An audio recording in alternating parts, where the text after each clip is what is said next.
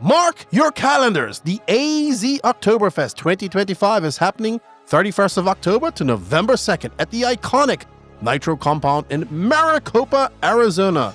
This track is next level with huge elevation, massive jumps, and fast technical layouts that keep the action intense all weekend long. Add some night racing under the lights and perfect fall desert weather with temperatures from 70s to the low 80s, and you have the ultimate RC weekend. Classes include novice, sportsman, intermediate, pro, 40 plus, short course truck, and you have the open class. This is for any skill level as a second buggy class. And of course, they have a 16 and under class with their dedicated 16 and under final. Race and hang out with RC stars like Ryan Mayfield, Spencer Rivkin, Spencer Heckert, Camden Lime, and the Iceman, Mason Fuller. They have a massive raffle from all the sponsors that participated, live coverage by Mod Live Media. This is one race you don't want to miss. Follow the Nitro Compound on Facebook and Instagram for more details, and get ready to send it at the AZ Oktoberfest.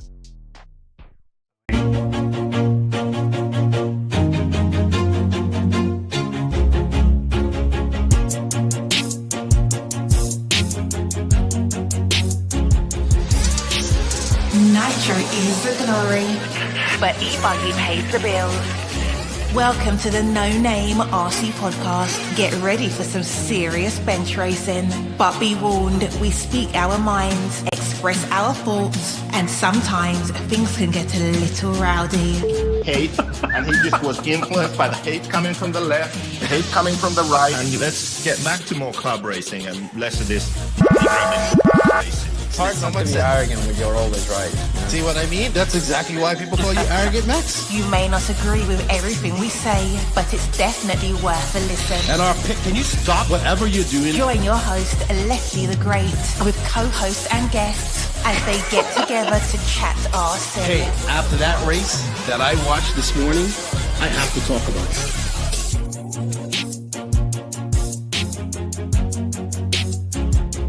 There we go. $100 right here, $100 throw. Oh no! I like this.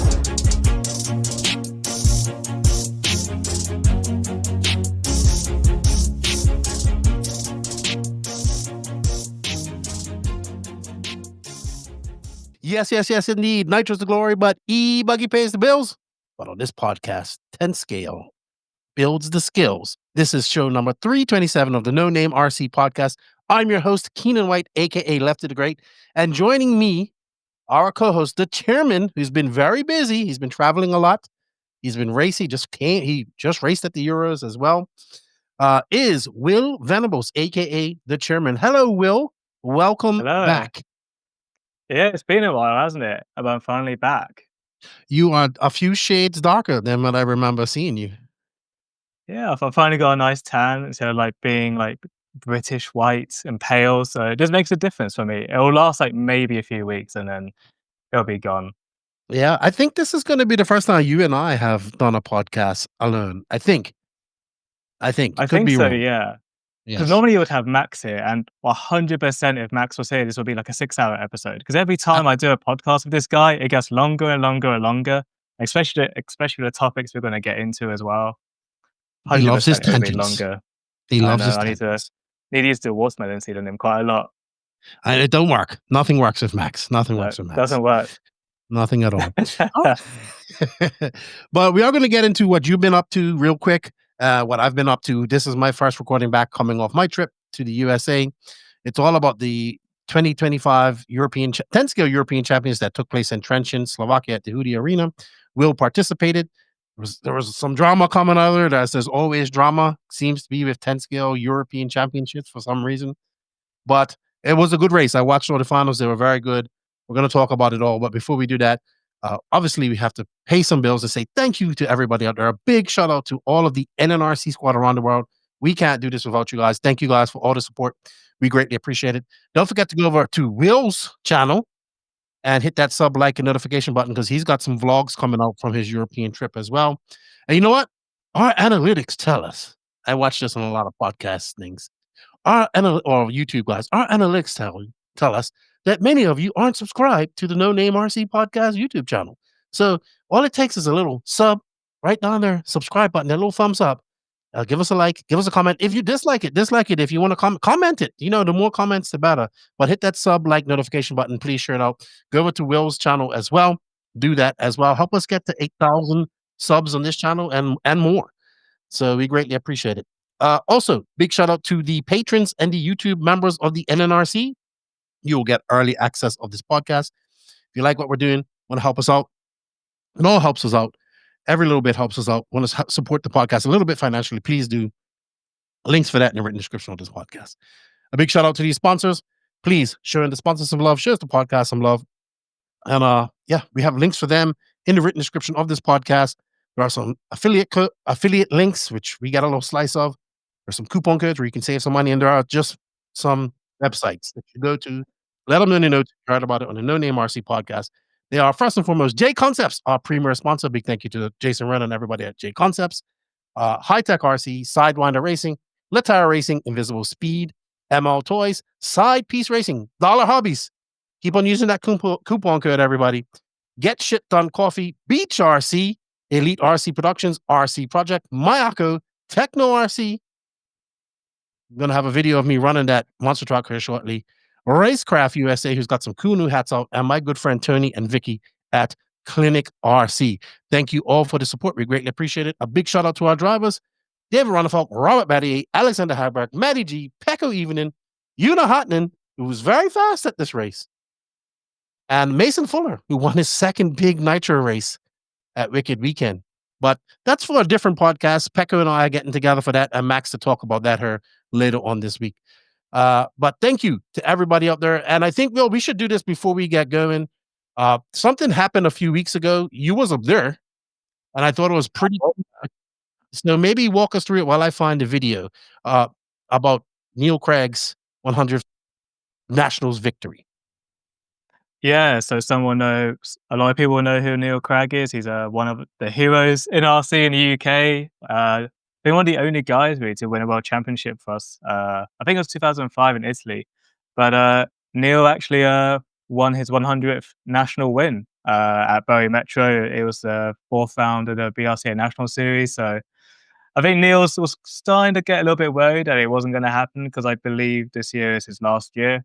That's what I did talk to him, and I think it is his last year, actually. So I think he really wanted that 100th win, and he managed to get it. So I think once Lefty gets the video up, we can see. But you can see the emotion in his face, because Neil lost his dad a year ago. So, and anyone who knows Neil and his dad, everyone knows that his dad was kind of the mechanic and the brains behind the operation. So things have been a little bit tough for Neil, kind of since that's happened, since losing Mick, because he was a really nice guy, anyone that ever met him. So for him to win it, I think you can see the joy in his face when he crosses the line. He's absolutely ecstatic. I think he's the only guy in the UK to win 100 nationals. So obviously, absolutely congratulations to him. And a cool dude. Let's play this video.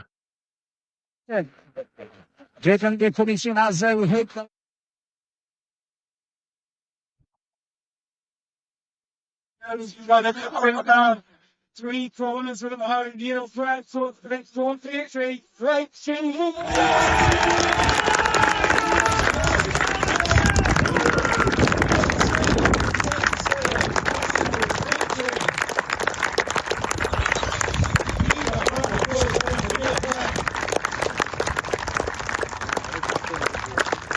What I want to iterate is that Neil Craig has done this as a semi-pro, like part-time racer. He is not a full-time racer in RC. He actually has had a real job the entire time he's done this. He's won multiple European championships, a world championship, like you said, and probably one of the most iconic 10-scale racers in the world. And he's not a bad 8-scale racer when he puts his mind to it as well.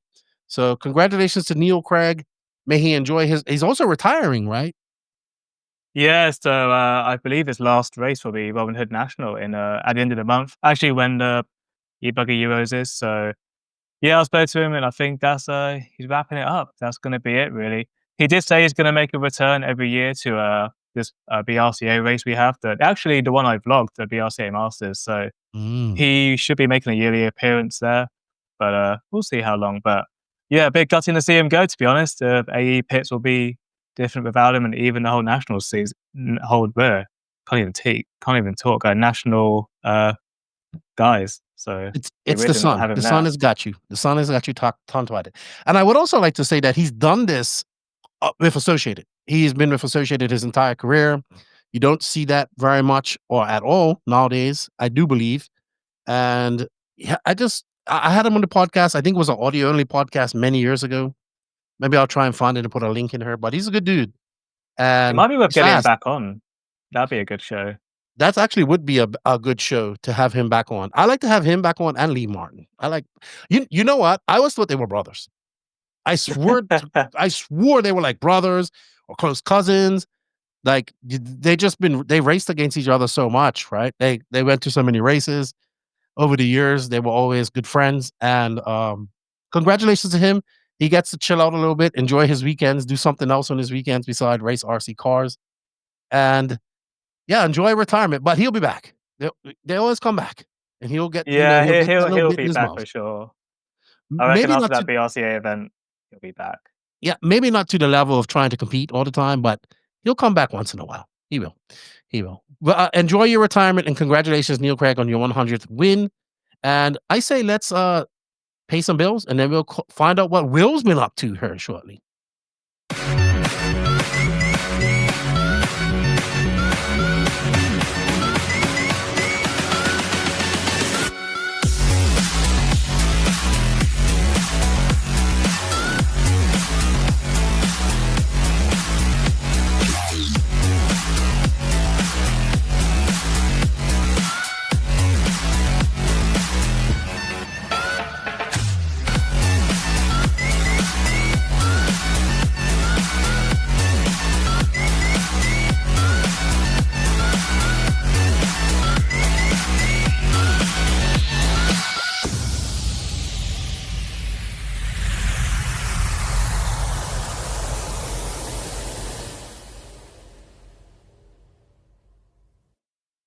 Thank you to J Concepts for all their support. I got to hang out with Rona and Damon Barkowitz and all the J Concepts guys. Actually, Wicked Weekend was Paul and the guys, and then Hobbyplex INS was Rona and Damon.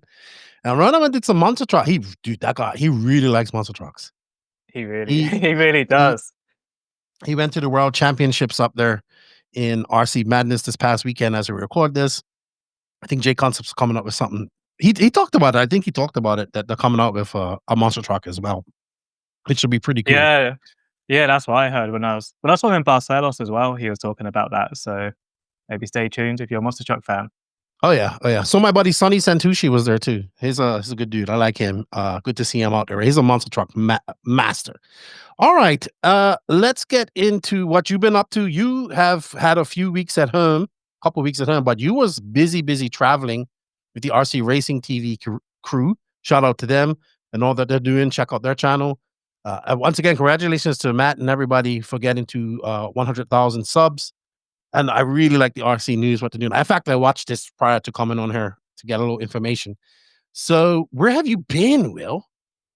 Yeah, I mean, I've actually basically been away basically since I came back from the Euros. I think when I'm actually going through my calendar now. So it was like basically been away since June. So I'm kind of like living your lifestyle at this point.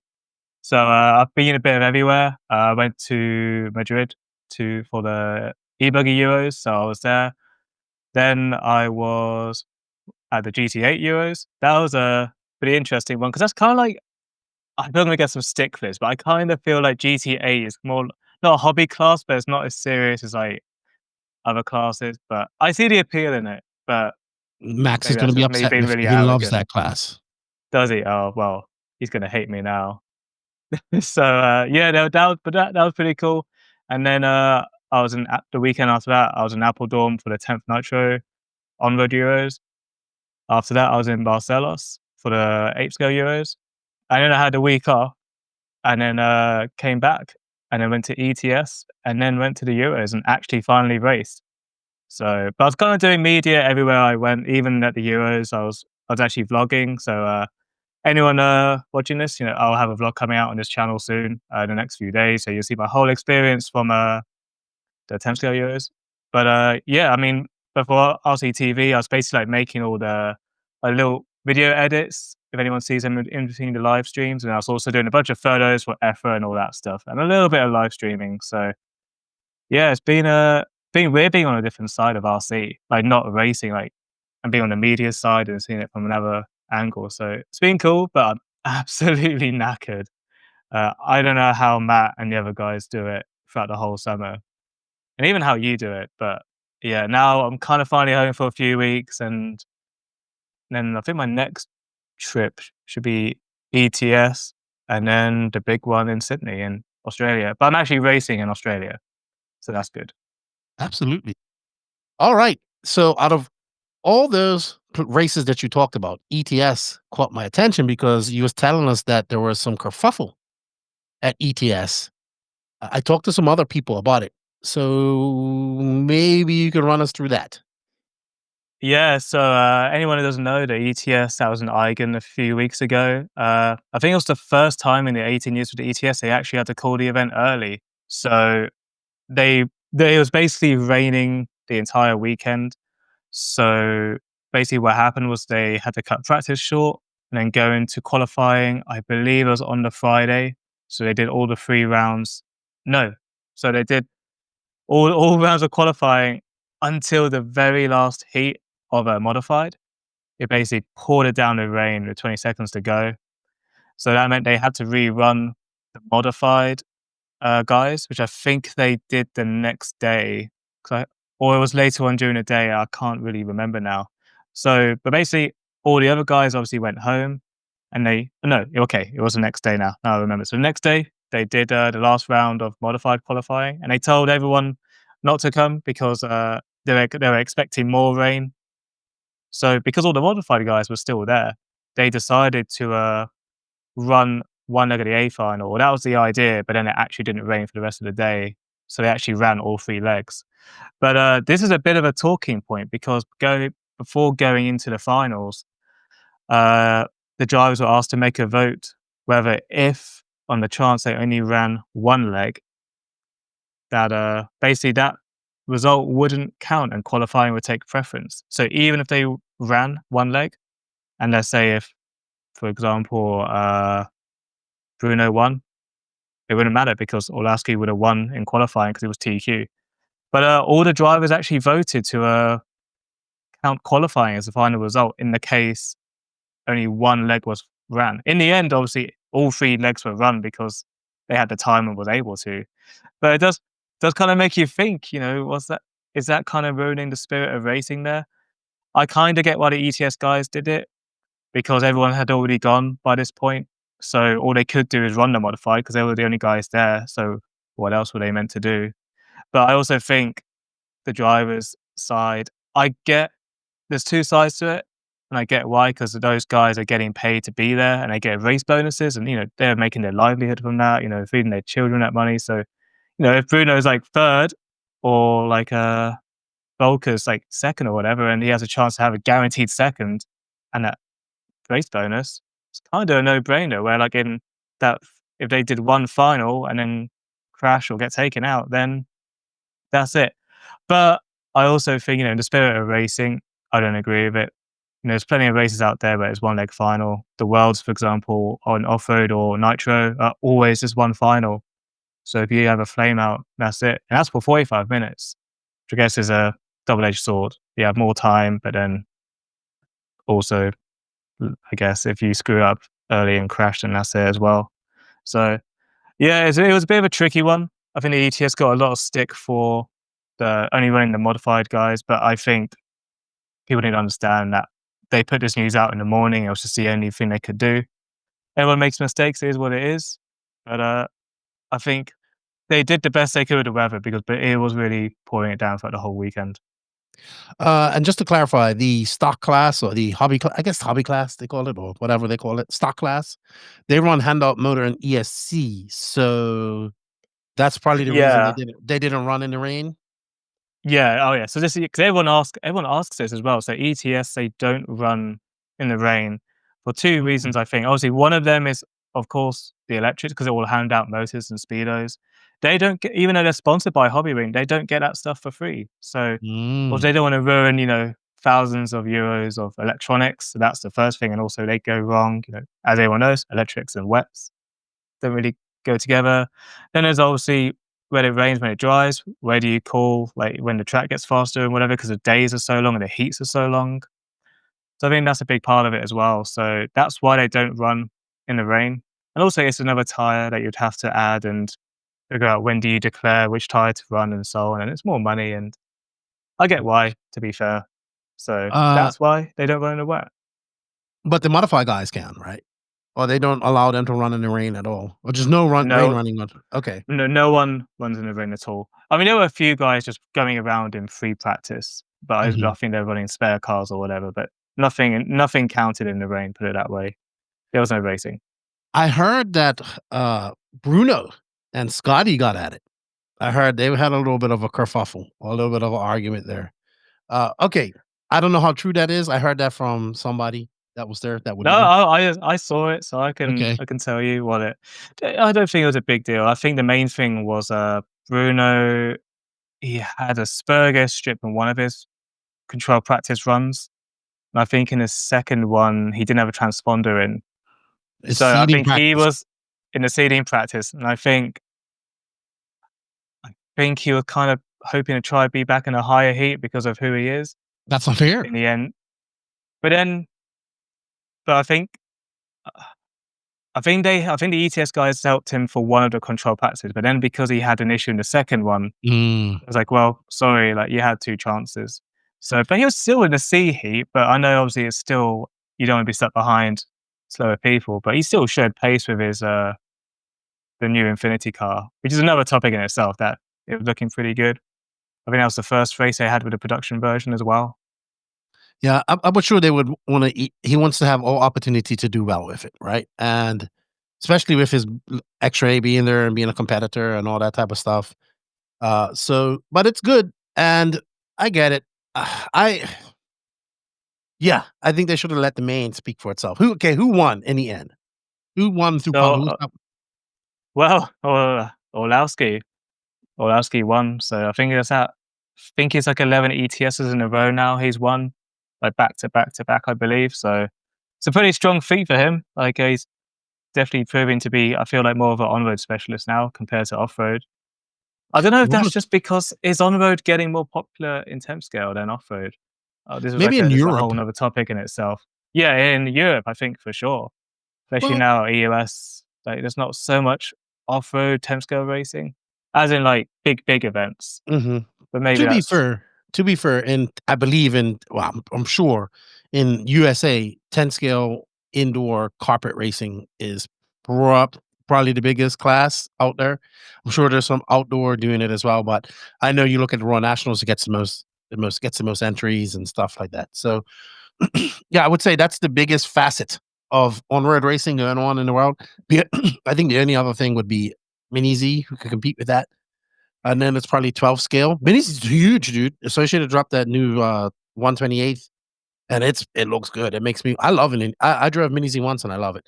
But yeah, I guess Orlowski wins no matter what. Like I don't think it would have been a difference. He seems to be really doing quite. I mean, he does well in everything, but he does. But he seems to be really flourishing in 10 scale on road, and.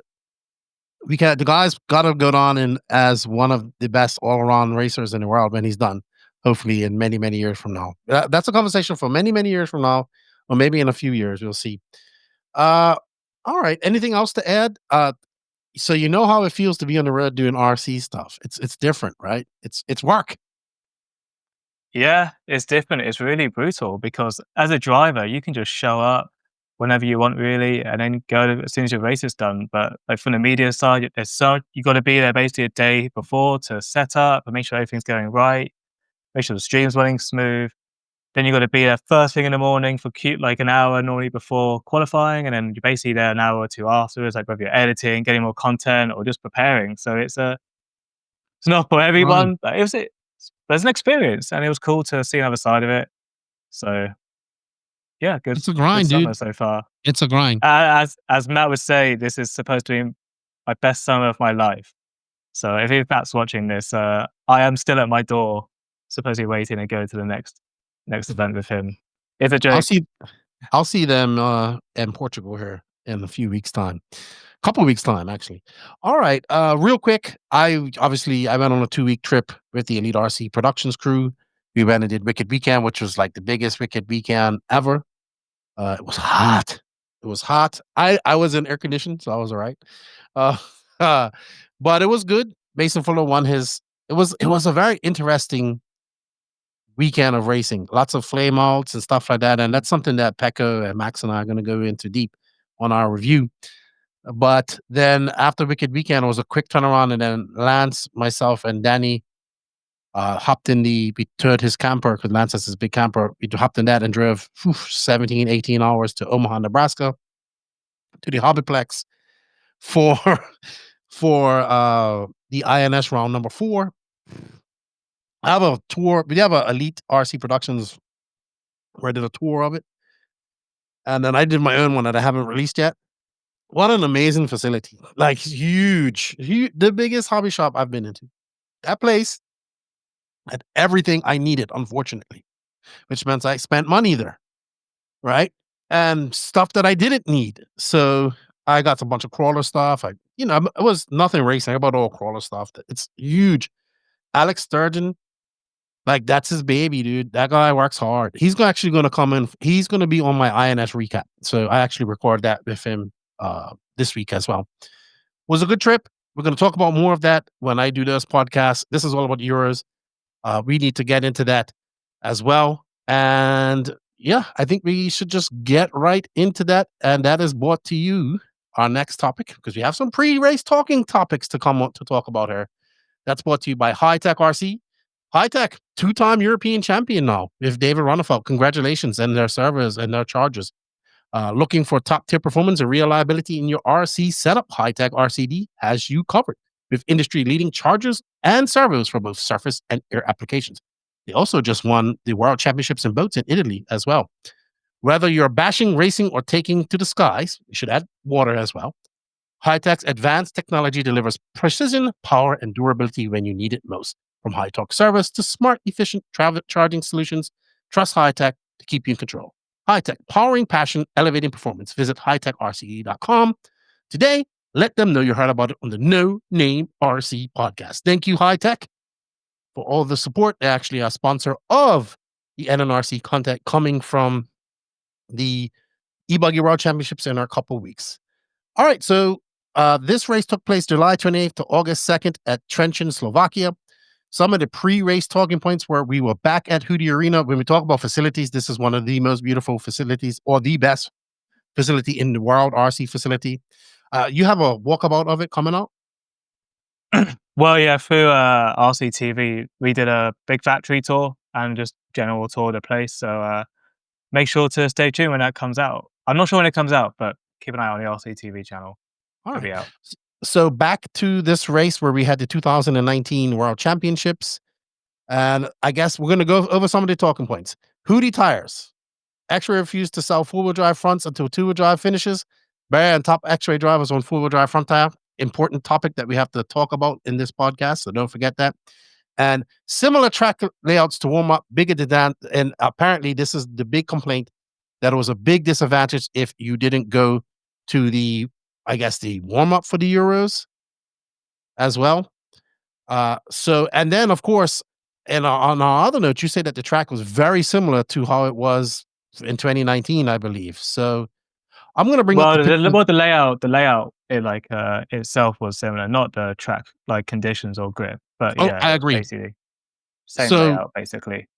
I heard this at INS too from the guys there. They were like, it's the same layout from 2019, but it was a glue track this year. And I think this is the first time I've seen a glue track in Europe. I could be wrong. There could be others, but there we go. It looks like wood for some reason, dude. It looks like? Sorry. It looks like no, go on. It's it does not look anything like works up. It's it almost feels like there's like a 5 mil worth of just like glue on top of the track. there's like it's not abrasive at all. It feels super smooth. Like imagine like PVA glue or like Elmer's glue with like a little bit of water or something. It's just basically what it feels like. It's not Oh, that's what it sticky to the is. touch at all. It feels like quite not slippy, but I guess you could say slippy like to the touch. But I was expecting it to be like glue. Like literally. Really? Yeah, but maybe that's just me. But So was it like Barcelos? Because Barcelos is glue, Elmer's glue. no, because Barcelos is if it literally feels like sandpaper. Like it hasn't got like a glued surface. It's like it's because I believe it's like I might be wrong here, but the dirt itself is like kind of made from like I said like a glue mixture with dirt or something like that. But this was like dirt, literally just with glue smacked on top of it. Well, that's what they It's do basically at Barcelos as well. But this, I think what happens is maybe it's just a different aggregate. This is obviously very fine and dusty as well, and it's indoors, so maybe that makes a big difference as well. This is I've now that we have glue tracks in the USA that endorse Coyote Hobbies, Hoosier Hobby Plex. I heard Mike's done in 8-scale track down in Texas just glued their track too, but all under a roof. So this is the first time I've seen this under a roof. And what was your experience on it as the first time? This is your first time driving on any type of track like this? well, I think SDRC is glued, right? 'Cause I've No, been there. no, Oh, it's not glued. no, it's not glued. Ah, okay. Well, what's that other track? What's the track called? The one in Mimi's, it's not glued either. Mimi's. That's not glued. Oh, okay. So yeah, I guess you could say this is my first glued track experience, but it wasn't high grip like I was expecting. In the videos, it looks really high. It looks really high grip or like pretty decent grip, but it's actually not really that high grip at all. It's a really cool experience though. Like it definitely wasn't the same grip as because I was at the Worlds in 2019, so Mhm. it wasn't that low grip at all, but it was still like pretty low grip. But it was more grip where like you could clear the tabletop, you could clear the quad. So, but like it was actually going through tires quite quickly. So going Really? through tires quite quick. Yeah, like most guys are doing like max a run, maybe 2 runs. Like So which is weird. Like and these tires are coming off like you can see even after one run, like mhm. there's already a lot of wear, like even bald in some spots. I'm not surprised at So that. But it's weird that there was so I remember 2019 was very loose. I mean, the cars looked like they were gonna slide out at any time. It was a whole different surface there.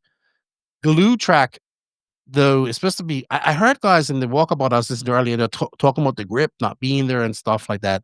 So it's a little bit weird that it isn't, because usually it is. Well, maybe indoors on 10 scale is a little different. I know at Hoosier, they constantly like Eddie is always like in between like races and stuff. Maybe not in between races, but at night is still spraying on glue and all that type of stuff. I think the glue track that I raced on once in Florida last year might have been similar. It had traction, but it didn't in certain spots. Did it develop any dust on the outside line or anything like that? yeah, but it was pretty minimal. And Mm. then between every run, like people were like sweeping the track, so it was pretty. Mm. In terms of the dust, it was pretty good. But I stayed an extra day because I was doing some RCTV stuff. But was lucky enough to have the whole track to myself just to practice on. But yeah, I mean, it was even worse the next day in terms of grip level. So I don't know if that was because of the Really? dust. Yeah, but I think that's because of the dust. Because once I went out there and swept the track a little bit, it was better. So maybe I guess that Interesting. was Maybe they part didn't of put it. enough glue on it. Well, I mean, there was there was a lot of glue on it, which is weird. But I spoke to Yona and Michael after the warm up, and they said that after like the first day, the track like went way lower. Like it started off quite high, and then it went lower. Mhm. But I don't feel like we had this Euros, or I didn't notice it as much. Like where the track kind of stayed. I feel like the grip itself kind of stayed similar, but then it was also like developing every time we went on the track. I guess A- so. And the It was a tire, different feel every time we went out. all right. And so the spec tire was a pin tire, correct? No, it was a hoodie bar tire style of tire. Mm. I actually, I have it literally here. You do? I do. So these were don't know how you can see, but these they're kind of like a Proline positron. I guess is the best comparison. How many runs does those tires have on it? That's had 1 run. Ooh. So these are actually okay, but you can see after. You guys have to go on YouTube to see this, but I don't know how you can see that. I can see it. Yeah, that was after 1 run. But I think these would have been okay for 1 more run, but the top guys were doing at least 1 run, maybe 2 runs. Some guys were opting for second run tires were better, but the general consensus was no more than 2 runs on a tire. Okay, so high tire wear, and it's weird because some glue tracks you can get away with running bald-ish tires, right? But I'm also thinking of nitro, right? And it's going to be interesting to see how this all facilitates at Barcelos in end of August, end of this month, because there won't be no nitro cars running on there, and it's gonna be interesting to see. But I guess 10 scale, you kind of have to continuously put on that glue, like kind of how they do it at Hoosier. I don't know. I have no experience on a glue track on indoor surfaces. So if you're listening to this, if you've been to Hoosier, been to Coyote, Hobbies, they're in California. Let us know what you think about that. And all right, well, let's get into the same layout nearly as 2019 Worlds. What was different about this layout? So the left section, I think, was a little bit different from 2019. I think 2019, you didn't go all the way down to the bottom left corner. I think you kind of stopped halfway down that short straight, and then you did a 180. But at this time, you went all the way. You did a triple at the back left, and then you did the left-hand corner, and then you went straight all the way down. Well, in 2019, you only went a little bit down, for what I remember. So aren't they supposed to change the layout like significantly in between this, or did they consider that the glue surface was the change of layout? I'll say I think I don't think there was any rule to change it, but I think from a driver's standpoint, it was a completely different feel. So nothing from 2019 helped, if that makes sense. Yeah, maybe the fact I kind of knew some of the lines, but again, because the grip was different, it didn't really help. Maybe I could argue I had a little bit more confidence because I'd been there before, but it was just different in every way. But I think someone did ask the hoodie guys about it, but I think for them, they don't have the actual equipment to change the track, and I think for how often they run on that track, I guess they just couldn't justify it. I mean, I personally would have definitely loved to see a new layout, and I think that would have been great. But I don't know their full reason for it, but I definitely think they should have had a new one for the Euros at least. Well, let's have a look at the old layout. I have that up here.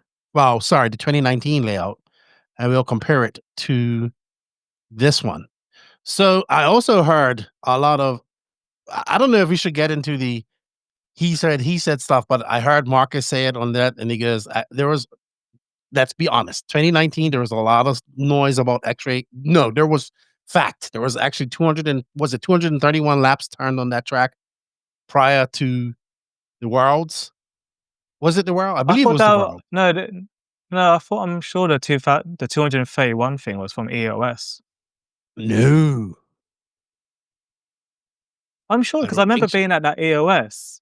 I remember Scotty. No, this was about the Worlds. This is about the Worlds, because I remember there was a whole bunch of kerfuffle about this. Could be wrong. Anyway, anywho, whatever race it was, and this is no offense to the X-ray people, so don't get mad. There has been accusations or proof prior to this of XRAY drivers running on the track, right? Prior to a big, it was either Euros or Worlds. Somebody will correct us in there, but I'm pretty sure. I wish Max was here because he would know that. He would know those type of facts. I'm too old to remember that, but I'm pretty sure it was one of those two races, and somebody will probably chime in here. And I'm just bringing up a random video, random stream from this of the layout on 2-wheel drive, and we'll add it to the screen here.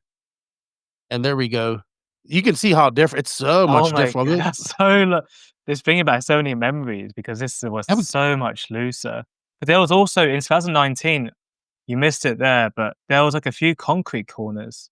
I saw that to kind of help with the grip. But this time it was just complete dirt.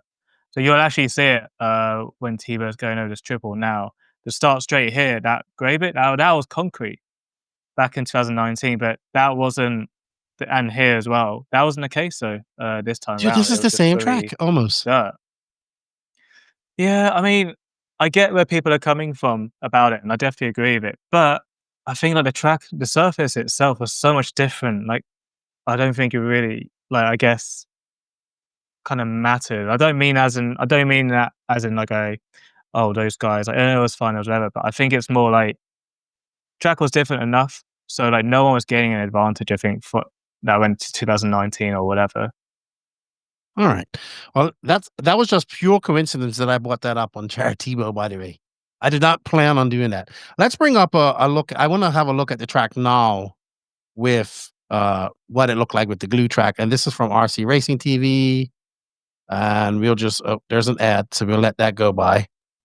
I know people's going to say, you should get YouTube Premium or you should do this. But guess what? I can't get it. Although there will be a whole discussion in the NNRC Discord about what I can use to avoid this. But let's put it up and we'll go from here. So here we go. That same quad was there. This same section was here. This is 2-wheel drive. Now they did change the track up for 4-wheel drive. Dude, this is the exact same track. This is the exact same track. Let's see. Okay. It's some differences. Like here, so you go all the way down instead of like you did a short shoot. All right. So but that I mean, quad. Yeah, but you can clear the quad. So that was quite. I don't know, maybe because I've been to 2019, I actually kind of didn't mind that it was the same layout, but maybe that was just because I thought that was an advantage for myself. And I mean, it was a really fun layout to drive on. But I also think it would have been really cool if these guys like dug it up and made a completely brand new layout. But I thought they were, and that's why when I was talking to the guys at INS, they're like, "It's the same layout." I was like, "No way, they dug it all up." No, they didn't. They just resurfaced it, apparently. But anyway, same layout for this similar layout. Sorry, not same. Let me not say same. You have it. It was very open but difficult. It's a big 10 scale track. Yeah, like I kind of felt like it was way more competitive than what the Worlds was. And bear in mind, this is me after having 6 years or, more experience in racing. It felt way more competitive. I felt like in 2019, you were kind of just trying to get around the track. But this time, because you had the grip, you were kind of able to push a lot more. And I think this kind of comes back to, this also comes to our next point, is where like the guys that went to the warm-up had a way bigger advantage compared to the guys that didn't go to the warm-up or didn't practice at all. Because it's such a wide track, like you just need like almost a few days just to get the confidence to push in certain areas because of the depth perception of some corners with how big it is. So, but I think if you did the warm-up and because the track layouts were kind of similar or some sections were used from the warm-up and the actual event, I think that was a massive part of it. So if you didn't go, I think it was a really big struggle. Myself, I felt like I struggled quite a lot, but I mean, so did a lot of people as well. So I think was it glued the key was to go to the warm-up. Yeah, it was glued for the warm-up as well. So apparently it had more grip than the warm-up, but maybe that's just because there's more guys there, or maybe I don't know if they did or not. I'm not right with this, but maybe they tried a different glue or like they did a different like track prep because I don't know if they glued it after every day. I know they glued patches, but I wasn't sure if that was just they were just fixing certain like holes in the track or whatever. But I didn't see them, for example, go around the entire track and glue it, or unless I didn't see it. Okay, that was my next question: was did they do any track maintenance to it? And you said they just patched stuff, so they probably patched where there were holes developing and stuff like that. Yeah, as well. I mean, they were patching big areas, so I don't know if maybe the areas where they thought it was lower grip, they were doing that. But I don't think that's anything to look into. Like, no, I'm just thinking. I'm just thinking out loud. All right, well, let us know what you think of the track. I know some people are going to chime in, let's not offer this and that and that. But I'll tell you what, that looks a lot more fun to drive on than driving around on eggshells like in 2019, where you think they were so much more fun. And it wasn't that high grip like what everyone thinks. So it was actually quite a low grip, or like running at 4.5 degrees of toe, like on the rear, and really soft suspension setups and short wheelbase and everything. So, but it was a really fun track. Honestly, it was really fun. When you got it right, it was really fun. But when you crashed, you really wanted to lob your transmitter into the ground. Most people, I think that's how it is when you go to most races. All right, well, let's get into some qualifying. And before we do that, I'd like to say a big shout out to Techno RC for all their continued support. Techno RC. Techno RC is a championship-winning manufacturer of high-performance A-scale, 10-scale, nitro, and electric RC buggies and trucks. With a worldwide dealer network, USA and Europe-based headquarters, comprehensive warranty program, and global race support, Techno RC is excellence in RC. View the full lineup of Techno RC race-proven vehicles by visiting www.technorc.com. That's right. Thank you, Techno, for all your continued support. So how this works in the Euros is unlike the USA, where they have the stock classes and two-wheel drive and all that stuff. And I believe they run them all together, right? So you run you run all your classes. You will run two-wheel drive and four-wheel drive on the same track. In Europe and at the Worlds, you run the first leg, which is two-wheel drive, and then I think it's like 3 days, and then they make a slight track change, and then you run four-wheel drive. So it's not you're running two-wheel drive for 3 days, you stop.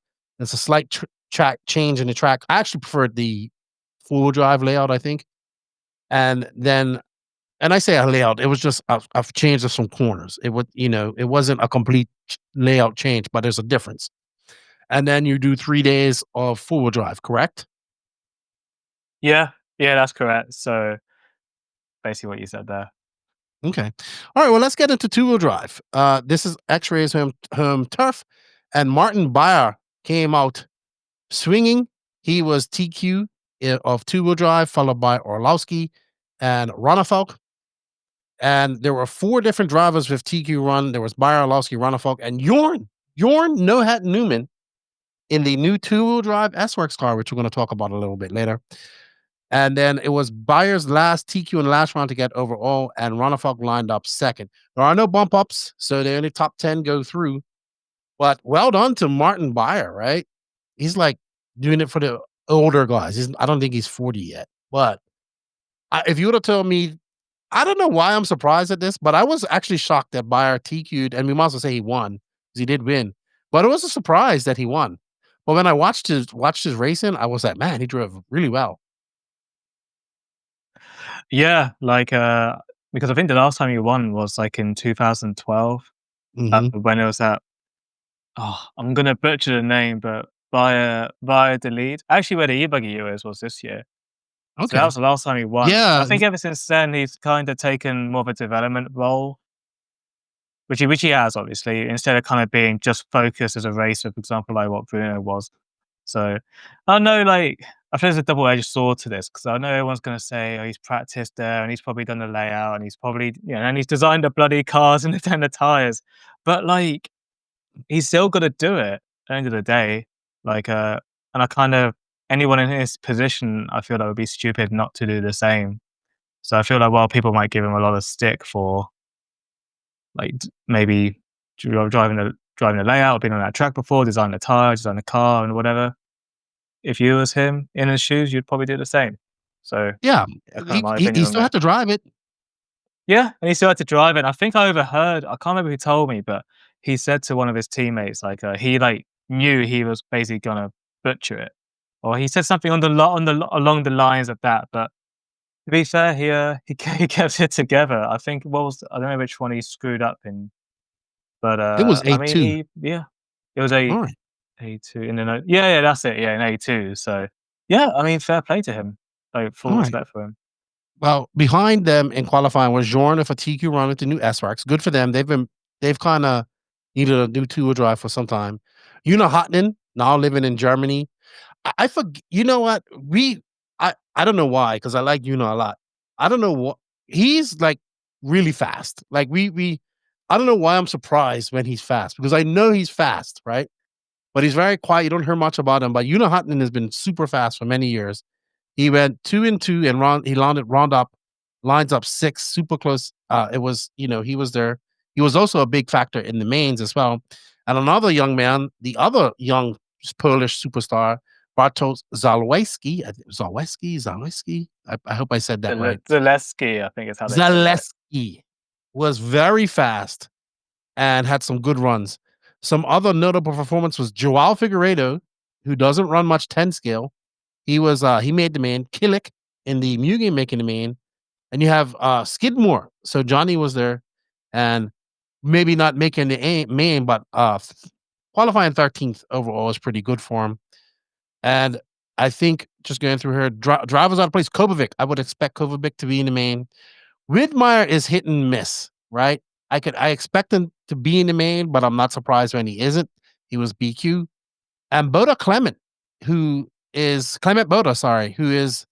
kind of reinvented himself as he's been a 10 scale driver, but he did really well at the Euros and the e-buggy Euros. He's in 17th. He's on the associated car, I do believe. And so those guys are out of it. So obviously Skidmore, Kovacic, Widmeyer, Boda, all out of it. They don't make the final. Unfortunate for them. Kovacic, I think, is the biggest surprise out of those guys for me. Yeah, because I know he practiced a lot with Michael at the warm-up, and I think they even went back again. So I guess, he just couldn't. It just is what it is. I think he had a lot of people were making mistakes. Like, you really had to go clean on that track. If you had one crash, and because it's such a big track, it takes you like 3-4 seconds just to get marshaled. Sometimes even more. So, you crash once and that's it. So, yeah, like it was kind of the same thing for Una. Like, Una was super quick. And I really thought he was going to win at one point, to be fair. Me too. But unfortunately, it wasn't meant to be. I think he had a few mistakes in qualifying, but it showed how competitive because both him and Zalewski had 2 seconds in rounds and lined up 5th and 6th, which normally, a 2 and a 2 would be at least top 3. So it showed you how competitive because 4 guys got a TQ run. Remind me to talk about that in the 4-wheel drive because Zalewski was off the podium, if I'm not mistaken, and he could have been on the podium, but it would have been some team orders, if I remember correctly. All right, let's get into the A final. The top 3 overall was Bayer, Ronnefalk, and Hotman. Ronnefalk took the win in leg 1, and this is an interesting topic. You brought up her that Bayer tried to cut the track. I have it here, and well, I shouldn't say he tried to cut the track. He jumped. Yeah, well, he cut the track, right? But I think it was more just trying to race, but we'll see it here in a second. There's Bayer in front of me, makes that little mistake, and he just whoop. I just think he wasn't lined up properly. Like you can see, I'm not trying to make excuses for it, but he was pointed that direction. Yeah, to be fair, when he went up to jump. I kind of look at it. Look at his wheels. Yeah, because even when you look at it there, he looks like he would hit on a pipe. It doesn't look like he was gonna, unless just the camera showed a weird angle. Probably better that he did cut the track and not hit the pipe, right? He did slam on the brakes, let Ronnefalk through. So no harm, no foul. It looks like he did pause for a second looking at the video. He did. Let's see. You can see. Okay, we'll let this play, but so I think that was obviously to avoid a penalty, so he didn't gain an advantage. Yeah, you can see there he waited. There was no way he was trying to just wait for the car to get grip. He just looked like he purposely stopped to kind of make sure he didn't get penalized. Yeah, I think I don't see no harm with that. I don't think he did it on purpose. Even if he would have gotten an advantage of that, it probably would have been called. It would have been called back anyway. So I don't. No big deal for that. So he did lose A1. Sorry, we was talking about it. He lost A1. A2 takes the win from lights to flag in A2, and that was, you can see he was kind of emotional after that. Yeah, I mean, kind of back to everything I was saying, where like, I guess you could say that's probably his home track. I know he lives. I know he's from the Czech Republic, but I don't know if he actually lives in the Czech Republic or if he's in Slovakia. But it'd be either way. So you can imagine, home turf, I guess you could say, where he works with his family around and his team.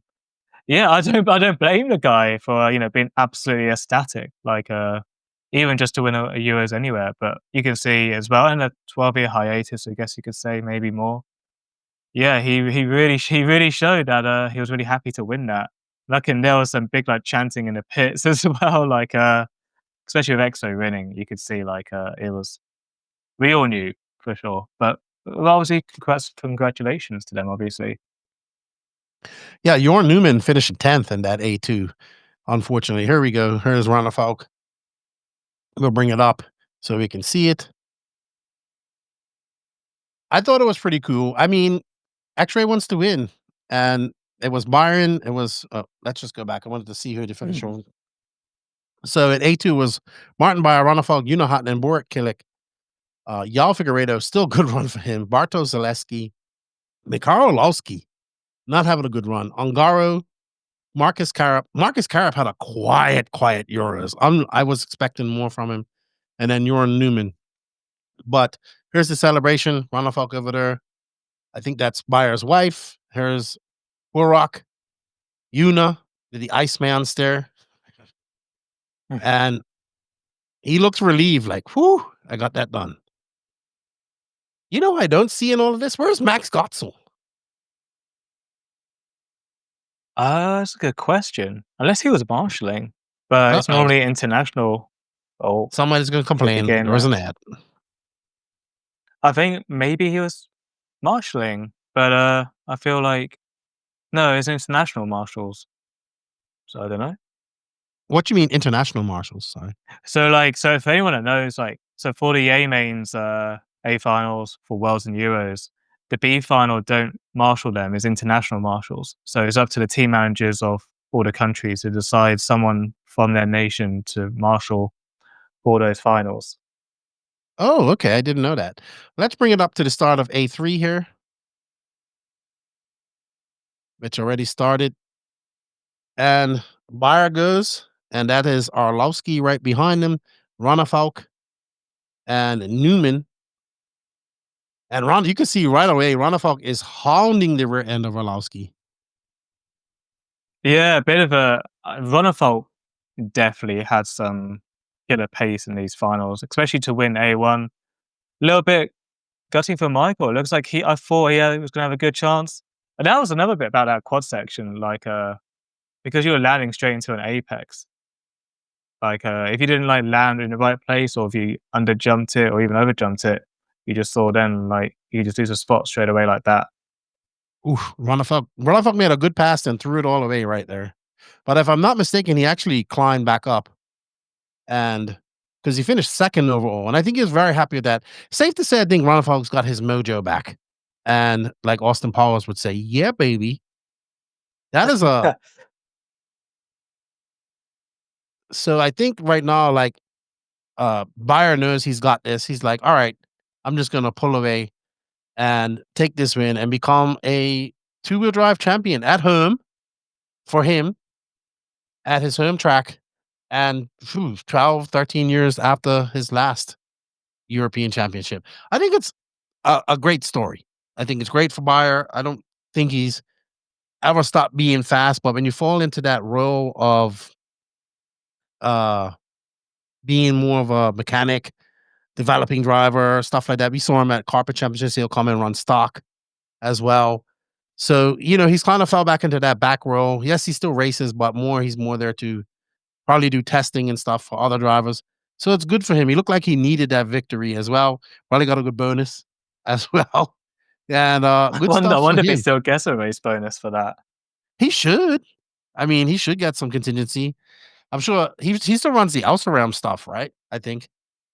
So yeah, he runs the Elseram speedos, because I think he's quite close with the guys that very nice people. It. So yeah, I actually haven't spoken to them, but they seem like very nice guys, and I think the Elseram stuff looks really good. I wonder how long it is until other companies catch on and put a screen in their speedos. I know their 8 scale. Sir, I saw their 8 scale ESCA Wicket looks really good. All right, some of your talking points are mistakes from Orlowski. That's your boy making uncharacteristic mistakes at this type of race. He doesn't make many.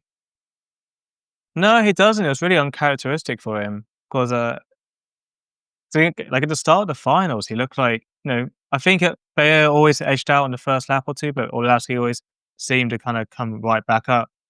But yeah, just mistakes for Michael are really big gutting for him because I know he's kind of like, I feel like he's on the Ongaro and Temska. He's always had bad luck with Euros, even though he has won 2 European Championships now. I always feel like he always has just, maybe it's 3 now, but he's always had a lot of like bad luck at Euros, whether it's other people or him or a mixture of both. So yeah, some unforced errors for Michael there, but yeah, bit of a shame. And then we have Hotnen with a finishes on podium, but Hotnen wants to win this, right? And he can win this, but he kind of has some moments where he makes mistakes, right? Or he did have that pass where he went wide in four-wheel drive where Ronafal got by him. We'll talk about that on Ronafal's corner. But Hotman's so close, but yet so far. And he's been doing this for quite a while. Still a young racer, still got time. But yeah, would love to see Hotman. I like I would love to see him in this, and I'm sure all of Finland would love to see him in it. Ongaro finishes 5th. I don't expect Ongaro to do much at these races because I shouldn't say I don't expect him. He probably the first time he's touched a 10 scale car all year, But to finish 5th and to do well at this type of race, very good result for him. Now, in the 2019 Worlds, it was a good battle with him in, I think it was 4-wheel drive or 2-wheel drive. I can't remember. Now, Killick, he races a little bit more 10 scale, and I think it's a solid run for him. He would want to win, but obviously 10 scale is not his primary race focus as well. Yeah, like BRCA, obviously his main class is 8 scale, like anyone knows. But I think the last big race he did was at EOS earlier this year. But I don't think he made the main at EOS and 2-wheel drive. But I think as well, like maybe that 2-wheel is actually a little bit of a underdog in a way because you don't see many people running it. I don't know why though. It doesn't look like a bad car at all. But it's obviously good for him to get into the main. Oh yeah, carry on. Go on. No, go ahead. Sorry, I apologize. No, I was just going to say, like, it looks like a good car. It reminds me, looks like a TLR, which kind of made me think it maybe would be like one. And Shin made it as well. Dachi, who used to design the Yokomo cars. So I feel like that having him behind the designing of that means it's got to be a good car. But it'd be cool if maybe now that we'll obviously get to this bit as well, that there is a 4-wheel coming. So I wonder if they have maybe some dedicated 10 scale guys maybe they'll bring on. That'll be kind of be interesting for the future. Because I feel like if they had a bit of a 10 scale team, then I think that Mugen car, they could get a lot more potential out of it. Well, I think that I've had this discussion before, and I think I talked about it on one of the podcasts before, is that they came out with the car and they did nothing after that. Like, Adam Drake went to the Worlds in 2023 and then there was nothing after that. And the only person on any level, any good level that's been competing with it is BRCA and BRCA races 10 scale, but you need that over in the USA. I was having this chat with Alex Sturgeon because he runs Mugen as well. He runs Mugen. He's not sponsored, but he runs a mix of different cars and he has a TLR. He was running between his Mugen and his TLR, and I was like, yeah, just no real following. Lots of hype. There's a lot of hype about the car, and I think they've taken quite a long time to develop the 4-wheel drive, which we're going to talk about her shortly. Is 4-wheel drive. I'm just looking for the overall results for 2-wheel drive. Give me your final thoughts on 2-wheel drive while I do that. Yeah, I guess like closing down, like I guess some people you could kind of say it was a bit of a shock that Bayer won. I think a lot of people expected him to win, but I think also people realized that he probably, I guess people maybe didn't think he was going to hold off in the finals just because I guess you could say he's seen more as a designer, I guess, as a team manager more than like a top end driver. One thing I was going to say, I was like, I wonder what it would be like if Bruno was here running X-Ray still. Do you think he would have won that straight away, or do you think it would have been the same thing? I kind of think that would have been an interesting one. It's weird not seeing Bruno at these races, right? Really weird. It does because you feel like if we're going to put EOS this year, like if Bruno was there, would it be like one 4-wheel? But I guess in some ways I guess how I could say it in a nice way, like, because Bruno always seems to win everything, so it's kind of nice now. Everything's a bit more wide open, especially with like example this Euros, and then like EOS where like BRCA won 4-wheel. That was like really unexpected. So I guess my question to that would be: would you mean would Bruno with XRAY or Bruno with Infinity and no, some other? no, with XRAY. No, I think with XRAY because obviously, I think if like so, here's my thoughts on that. I think that, and I've said this before, I think that when XRAY does something, when they were doing something and Bruno was involved, everything was focused on Bruno, right? So all the focus would have been on Bruno, probably David, and Bayer would have been working more for that than this. I think if Bruno with XRAY, yes, definitely could win this. Not saying that he couldn't win it any other time. Bruno running another car that he's never run and not having that whole factory support that he kind of has with XRAY would be a kind of a different story, I think. Still could possibly win. Still could win, but I think it's more of a secure thing with XRAY because you just have so much more input coming in. And it seemed like the whole team worked towards Bruno winning, right? So that's what it seemed to me. Like Bayer would, especially in 8 scale, Bayer would be doing a lot of his work on his car and doing all that type of stuff, testing things for him. So maybe a new lease on life for people in XRAY. As with Bruno going out, obviously I believe David steps up to that overall number 1 driver. And yeah, I think it was impressive. I don't, if you'd have told me Martin Bayer would have won this, I'd have been like, shut the fuck up. No way. Like, not counting out that he isn't a good racer, but just wouldn't have expected him to win this. But he did. And congratulations to him. And to all the naysayers out there who are talking shit about it. Dude, the guy's, he's not like he's not won a European championship before, right? It's not like the guy can't drive. Everything lined up for him that day, and he won, and he drove well, and he held off a very hard charging.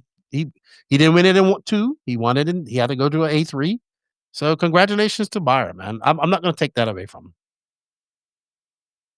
Yeah, I definitely agree with you. Like, I still think even though he might have had all the prep in the world and maybe like some track knowledge as well, like he still had to go and do it. I think maybe it would have been a bit different if he was like a Bruno, where obviously someone like Bruno probably would have gone and tested whether on that, maybe not on that exact layout, or maybe he would have, or whatever. Like, you would have been like, oh yeah, Bruno's going to win that piece of piss. But I think because it was Bayer, it kind of made it a little bit interesting because people didn't know if he was still going to be able to, to lead those A finals. Because I'm sure, like, I mean, I'm definitely not a A finalist, but I know leading any finals hard. And I can imagine being him with all the pressure, or his family there, the whole XRAY team. So I think there's a lot of pressure on him, and for him to like win it, I honestly, like, completely fair enough, and obviously full respect to him. Here's the big question though, Will. Where did you finish in 2-wheel drive? Oh man, I was nowhere. I think I finished like 62nd in the end. I was balancing a lot of media stuff at the same time, also doing my vlog. I know I'm going to make every excuse in the book, but honestly, it was just hard. I'm just going to leave it at that. It was really hard. I really struggled to kind of get the grip to the track. I kind of wish I went to the warm-up, but that's like a whole expense in itself. But it was like from the driver side, it was a really good event. Like every time I've been to the Hoodie Arena, it's always been, a fantastic event. And just to go around and see that factory and the facility is just worth it in itself. All right. Well, as I try to find the overall results, I believe it was on my RCM. Let's progress into 4-wheel drive. But before we do that, we have to pay some bills. And I want to say a big thank you to Side Piece Racing for all that continued support. Elevate your experience with SidePieceRacing.com, North America's exclusive distributor for top-tier brands like Awesomatics, Roche, Wild Turbofan, Montec Racing, Corsa-Tech, Phoenix Racing, and Wheel Speed. Whether you're seeking precision-engineered car kits, high-performance batteries, or aerodynamic bodies, we've got you covered. Enjoy fast shipping, exceptional customer service, ensuring that you get the best gear when you need it. Visit SidePieceRacing.com today and race ahead of the competition. Also, shout out to Latera Racing, our friends Kim and Martin. Step up your racing with Latera Racing, one of Sweden's premier hobby shop and track, dedicated to racers, featuring top brands like XRAY, HobbyWing, Zoo Racing, and Team Coyote. They provide everything you need from precision chassis to high-performance electronics. Whether you are on the track, upgrading your setup, Latera Racing caters to racers who demand the best. Visit latera.se or stop by their shop and track for the ultimate RC experience. Latera Racing, built for winners. All right, four-wheel drive. So I'll let you take the lead on this. I'm still trying to find overall results. Go ahead. I've sent you the results, by the way. Okay. So you can see it on there. Cool. But yeah, I guess we'll get into four-wheel drive. So again, it was actually Martin Bayer that was on pole in the end, but he didn't have it as easy this time. Well, actually, I guess you could say he had it slightly easy because he had Orlowski, which him and Orlowski had 2 TQs each. I think Bayer had the faster time in the end, so he was on pole. Orlowski second. And then I believe it was Ronnefolk lining up third. Oh no, it was actually Zelensky was on third. My bad. But I feel like it was mainly a Bayer and Orlowski show, to be honest with you. I think Ronnefolk was always there and thereabouts, but I don't think he had the same pace like he did in two-wheel drive in qualifying. Yona looks really quick as well. Like he's really proving. Like I know a lot of guys are a little bit worried about the new 84 platform, but it looks like he's really got it dialed in. So, but qualifying was kind of less exciting compared to two-wheel, just because there was more guys that, well, there was only those 2 guys that really TQ'd rounds, and to be fair as well, Bartos got TQ in the final round. I guess a lot of guys like kind of think he's just more of a carpet specialist, but I guess now you can kind of put that theory to rest because he's done it on dirt as well. Bartos is special, man. I think he's got something pretty good. I think he's going to be a one to watch in the future here, and I look forward to seeing him do some more racing. We're watching A1, leg 1 of the final. That you can see where they changed the track up a little bit, and so you got a longer straightaway. Man, those cars were flying on that straightaway. Yeah, like I think a lot of guys might have even had like 5.5 turn motors in their cars just because the straightaway was so big. Because like one thing I learned when I went to America was like power settings, and so I was like thinking, oh, I'll just make my car really slow and like giving no power. But see, like on this track, you can get away with a lot more power than like maybe what, like for example, what I ran or what some guys would run in clay in the States. So, but yeah, that straight is once you're ripping when you're going down there for sure. And it has her at the end, just before the corner, like it looks like a little dip and then jump, like you go down and then up. And I could see that upsetting the cars at that pace. Like you had to brake before, in between, and then it was madness, man. It was. Yeah, I mean, it wasn't actually that bad. You could keep it pinned. Like you just see the front coming up a little bit, and that was really it. So, although on camera it looks like you have to brake or whatever, it wasn't really. To be honest, I even forgot it was there, to be honest. It looks so much faster. It looks so much faster than two-wheel drive. So send me that link for the overalls. All right. So when you get a chance. So going into this, it was qualifiers. It was Orlowski, Zaleski, your top 3. And like you said, was showing pace with the new B84. Killick lined up 8th with the new Mugen. So is this a real new Mugen, or is this like a prototype almost Mugen? No, it looks like a full, basically near production car. So I mean, there was I think we posted a photo of BRCA they had a body on, but I mean I was able to have a cheeky look inside, but yeah, it looked fairly like production ready. So, but it looked really good in the hands of BRCA. It's actually quite funny because BRCA was running a slipper for most of it because I think he was having some issues with stripping spur gears. So I think in the rounds he got top 10 runs. He was running a slipper. So really? I think that was that was kind of cool because I guess that kind of showed like BRCA, some of BRCA's talent there. But I think he did end up getting a diff in there for the finals. And I think funny enough, I don't know how I can't remember how his finals went, but I think he was towards the back anyway. But obviously even just to get that car into the main. He's the only guy running that car, obviously, as well. He didn't have any mechanics there.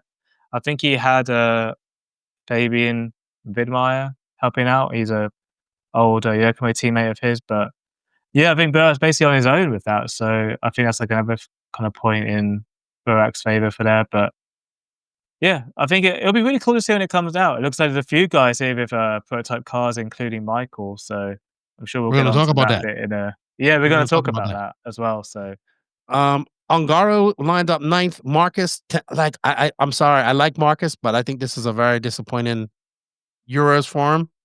We'll talk about that in a bit. And drivers out of place. You have Lee Martin BQ. I don't really think that's out of place. Maybe that a little bit of nostalgia there for you, Lee. For you there, Will. Yeah, I mean, I really thought Lee. I was watching his final run, and honestly, he felt. I don't know if he went to the warm up, which was the thing as well. So he went straight into there, and I know he was fairly close in 2-wheel. I don't think it was BQ in 2-wheel, but at least he was like there and thereabouts. But 4-wheel, I really thought he was going to have a good shot, and yeah, I think for me, kind of a bit reminiscing of Lee from the good old days. But for him to be BQ, a bit disappointing because we didn't have any Brits in the A final this time, so big gutting. And then Jorn, not a very good run in 4-wheel drive, not a 19th. He would be happy with that. And Clement Buddha, while improving, still not in the A final. He is in 17th. All right. I think we should go into the finals because this was some exciting finals. I think this was the most exciting finals. It came down to another A3. Orlowski in A1, he took the win with Zaleski, Ranafalk super very close behind him. I think that was kind of like the quietest of these finals. Bayer made some mistakes over the quad. So maybe run us through A1 a little bit from your thoughts. I'll put it up here on stage. Yes, I think so A1 Bayer was he started on pole, but I think he clipped the quad, I think, or landed on the pipe and flipped over, and then Michael kind of capitalized on that and then continued going on for the rest of the race. But he didn't pull away, Michael. It seemed like every time Michael was in the lead, he wasn't able to pull away. He kind of was just keeping the guys behind him. But it was pretty thrilling to watch because, he was for 4 minutes straight, just had a whole freight train behind him. Then there's a lot of pressure for someone like him to deal with. Not that he's done it before.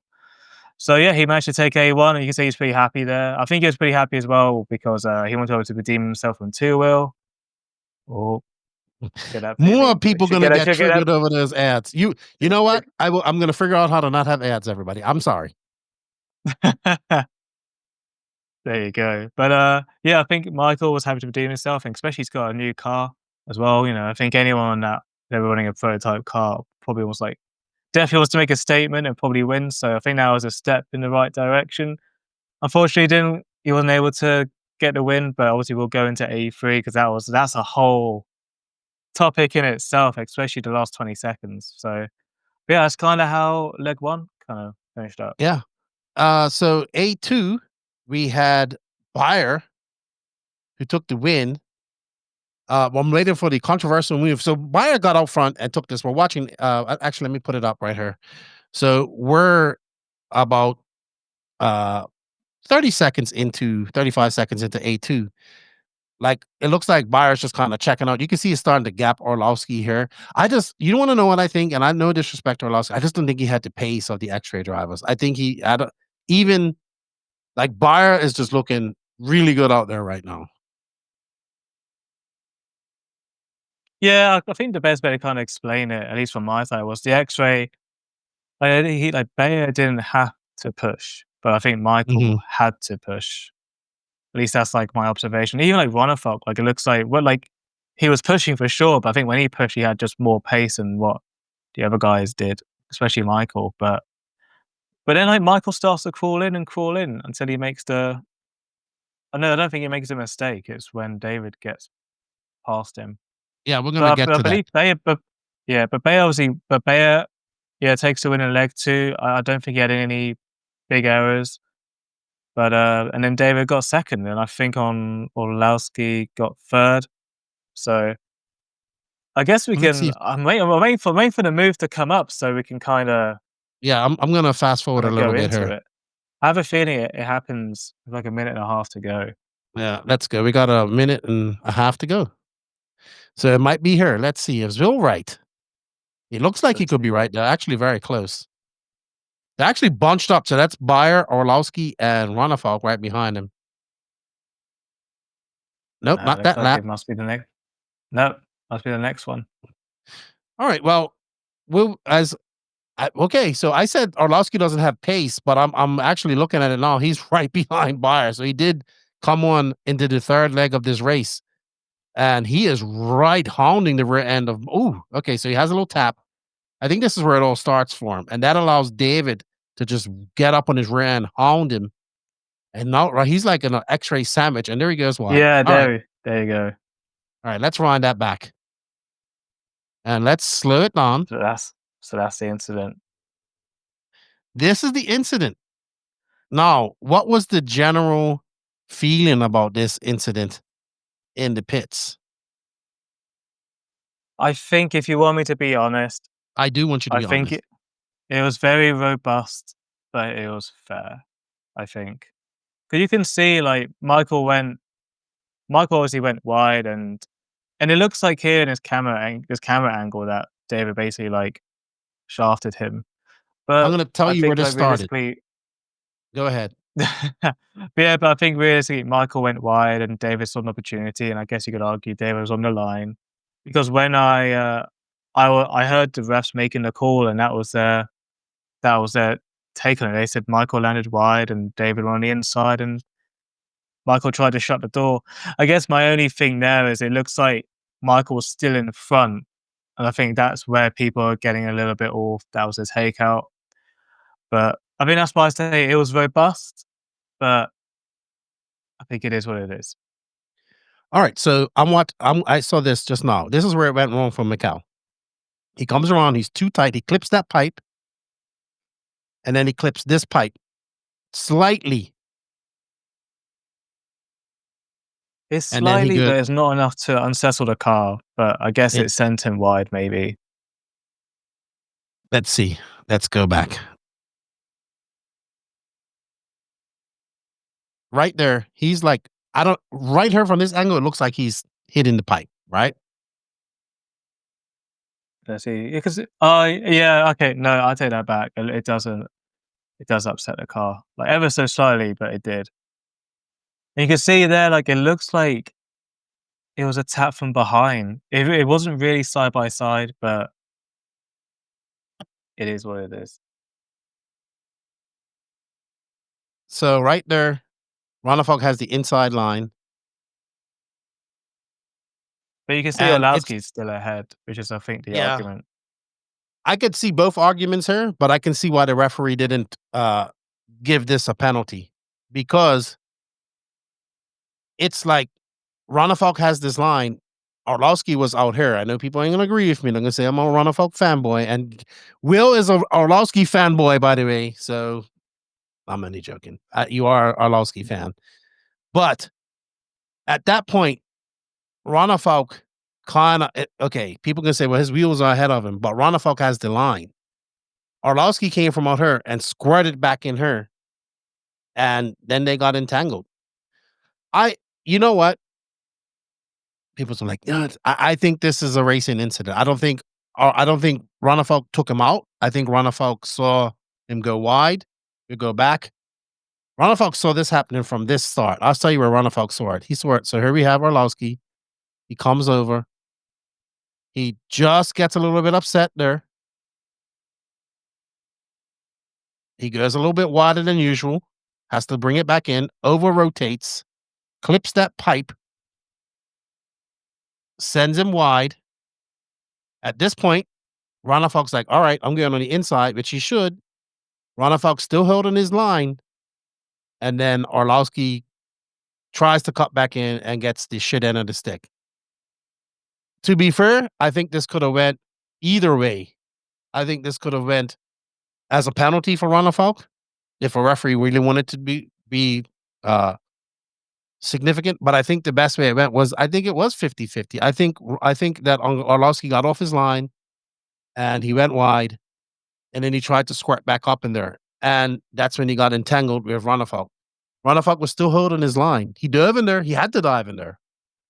But Who knows? Maybe if it was a different referee, it would have been seen a different way. How did you talk to Mikal at all about it? How did he feel about it? No, I didn't talk to him about it.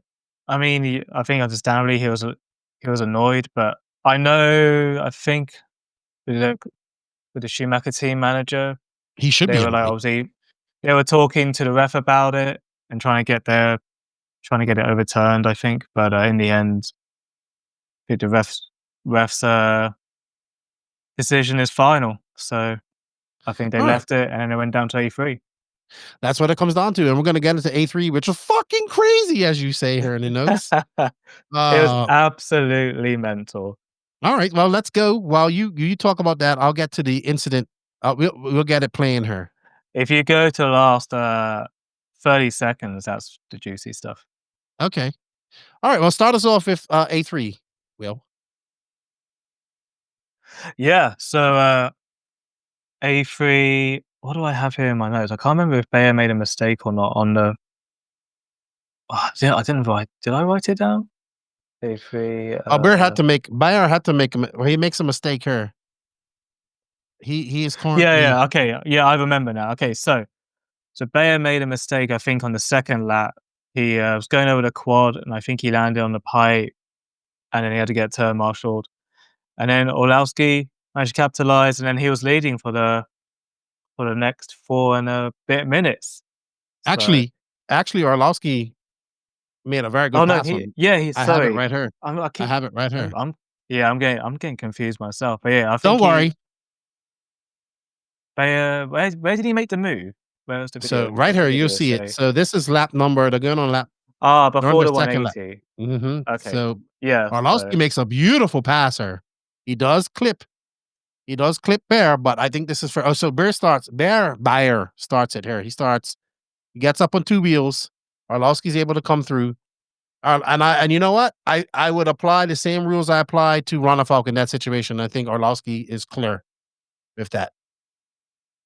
Yeah, I would say that was side by side. You could say that was a bit more obvious. But yeah, you see it was getting a bit hit and miss. But yeah, basically the next 4 minutes, well, 3 and a bit minutes here, but basically it's just a freight train like this. So it was absolutely thrilling to watch, and nail biting on the net for the Schumacher guys, because Michael wasn't really able to extend his lead much. It kind of stayed like this. So I don't know if you want to if you want to skip about. But I want to see how Yuna gets in the lead. That's what I want to see. So we'll just keep on talking about this, because Yuna eventually inherits this lead if something happens between these 2 guys. But that happens in the last minute. Oh, so we'll go to the last minute, because Will says we got to go to the last minute. All right. So I'll go to if I was to go to 40 seconds ago, that's when... 40 seconds ago? We'll start at 53. All right, so right now we have Orlowski, Zaleski, Yuna, and Ronafalk in a 4-way train going through the track right now, going through the 180s over the doubles, and I think that's Kobovic, who's in 5th. Okay, so Zaleski goes wide over the quad. That allows Yuna to get into place. Yuna's the more lime green and white car in 2nd, and there's Ronafalk right behind him. So 32 seconds left to go. And then I believe David makes a pretty good move on Yuna. I think he does it on the quad, actually. I think it might even happen this lap. So you see there, Michael just clipped that corner. But if you want to rewind, Michael just clipped that. That's all it took. All he had to do was, I believe, just stroke it home. But here he could clip that corner, and then you keep watching here, and then David does exactly the same thing as leg 2, but I would say this was a bit more clear that he had, I would say, the line. He was already in front. Well, I love Yuna, good buddy, but I think in the video here, you can see David was already in front. Or at least it seemed a little bit more obvious than what the Michael and David situation was. Sorry, I would agree with you. This is a lot more obvious than the Orlowski Ronafalk incident. Because it looks like Yuna went... Be honest, Yuna didn't really have anything... I think he could have obviously got a podium from this, but he wasn't able to win, so... Yeah, I guess just like David, just like obviously you were still on power when you landed, so that's the big thing as well, where you have to be on power through that corner because you have such a little straight after the quad, and yeah, but like the whole room went absolutely crazy because that last minute, like all these crashes happened, and then after that, I think Zaleski got into Yona a little bit, so I think looks like Hattinen might have went down to 4th or 5th. Looks like he went down to 4th, and yeah, Ronefeld got the win in a pretty spectacular style. I have to give it to him. So I like Ronefeld putting his elbows out. I'm proud of him. Yeah, I mean, he seems to do it a lot. But then I guess like if you're a racer, it's like the old center thing. It's like where if there's a gap, I know this will open a whole can of worms in itself, but if you don't go for the gap, you're not a racer or something like that. I guess it's kind of like that, but I don't know, but that's that. I know people will make that sort of whole argument in himself, but yeah, Ronefeld got the win there. So I think he had a. I can't remember if did he win another. No, he got a second, I think, in another leg. Actually, no, I have the results up. I'll tell you. So yeah, he got a second in leg 2, and it looks like he must have had the faster time. So he was able to take the overall win because Michael and Bartos had 4 points in the end. They had a 1 and a 3 each. Well, actually, no, Bartos had 2 2s. So Michael finished in second. So at least he salvaged something from this week. Didn't go as bad as 2-wheel, but I know obviously he would have really loved to win 4-wheel there. But he was also running a prototype car. So I guess which we're gonna have a view at. So your overall running order was Ronefeld, Orlowski, Zaleski, Martin Beyer, Una Hattinen, Daniel Kovacic, Widmeyer, Ongaro, Karap, and Borak Kilik. And then I also have the 2-wheel drive results that I didn't have which were in the notes, by the way, everybody. And I was busy looking around for them. Thank you, Will. I'm an idiot. Martin Beyer, David Ronefeld, Una Hattinen, and Zaleski. So here's something I want to talk about. I think in one of the finals, it might have been the last final where Beyer was leading and Zaleski was right behind him. I remember them saying, I think it was Frank or one of them was saying or maybe it was Lee who was commentating, said that if Zaleski would have won, it would have been an XRAY 1, 2, 3 in the sweep in the 2-wheel drive side of things. But that would have required probably Martin Beyer pulling over and letting him by. I wish he would have done that. That would have been awesome to talk about. But he didn't. And it was Martin Beyer, David Ronefeld, Una Hattinen, Bartosz Zaleski. If he keeps racing, he'll have plenty of years to win a Euros. Davide Ongaro, Mikael Orlowski, Marcus Karap, John Figueredo, Borak, and Jorn Newman were your top 10 on a 2-wheel drive. So that ends our mains and qualifiers. Congratulations to Beyer and congratulations to Ronefeld and congratulations to XRAY, who continues their sweep of winning national titles and European titles. They didn't win an e-buggy European championship, but they won every European and national title and offer it since pretty much this year. Besides that, and going into the e-buggy worlds and 10-scale worlds, they look very comfortable to win that as well. So, XRAY domination, dude. I mean, in our home track, lots of stuff going on. Let's get into some of the nitty-gritty type of stuff that we heard that we're talking about in our post-race talking points. Mills there's like he's getting nervous already. It's like, now it's time to talk about the controversial stuff. And what better way to talk about controversial stuff than have it brought to you by Invisible Speed? Stop scrolling, you wannabe Lewis Hamilton. Learn something new with Invisible Speed. You can't do everything at 100% maximum speed. You have to be smooth.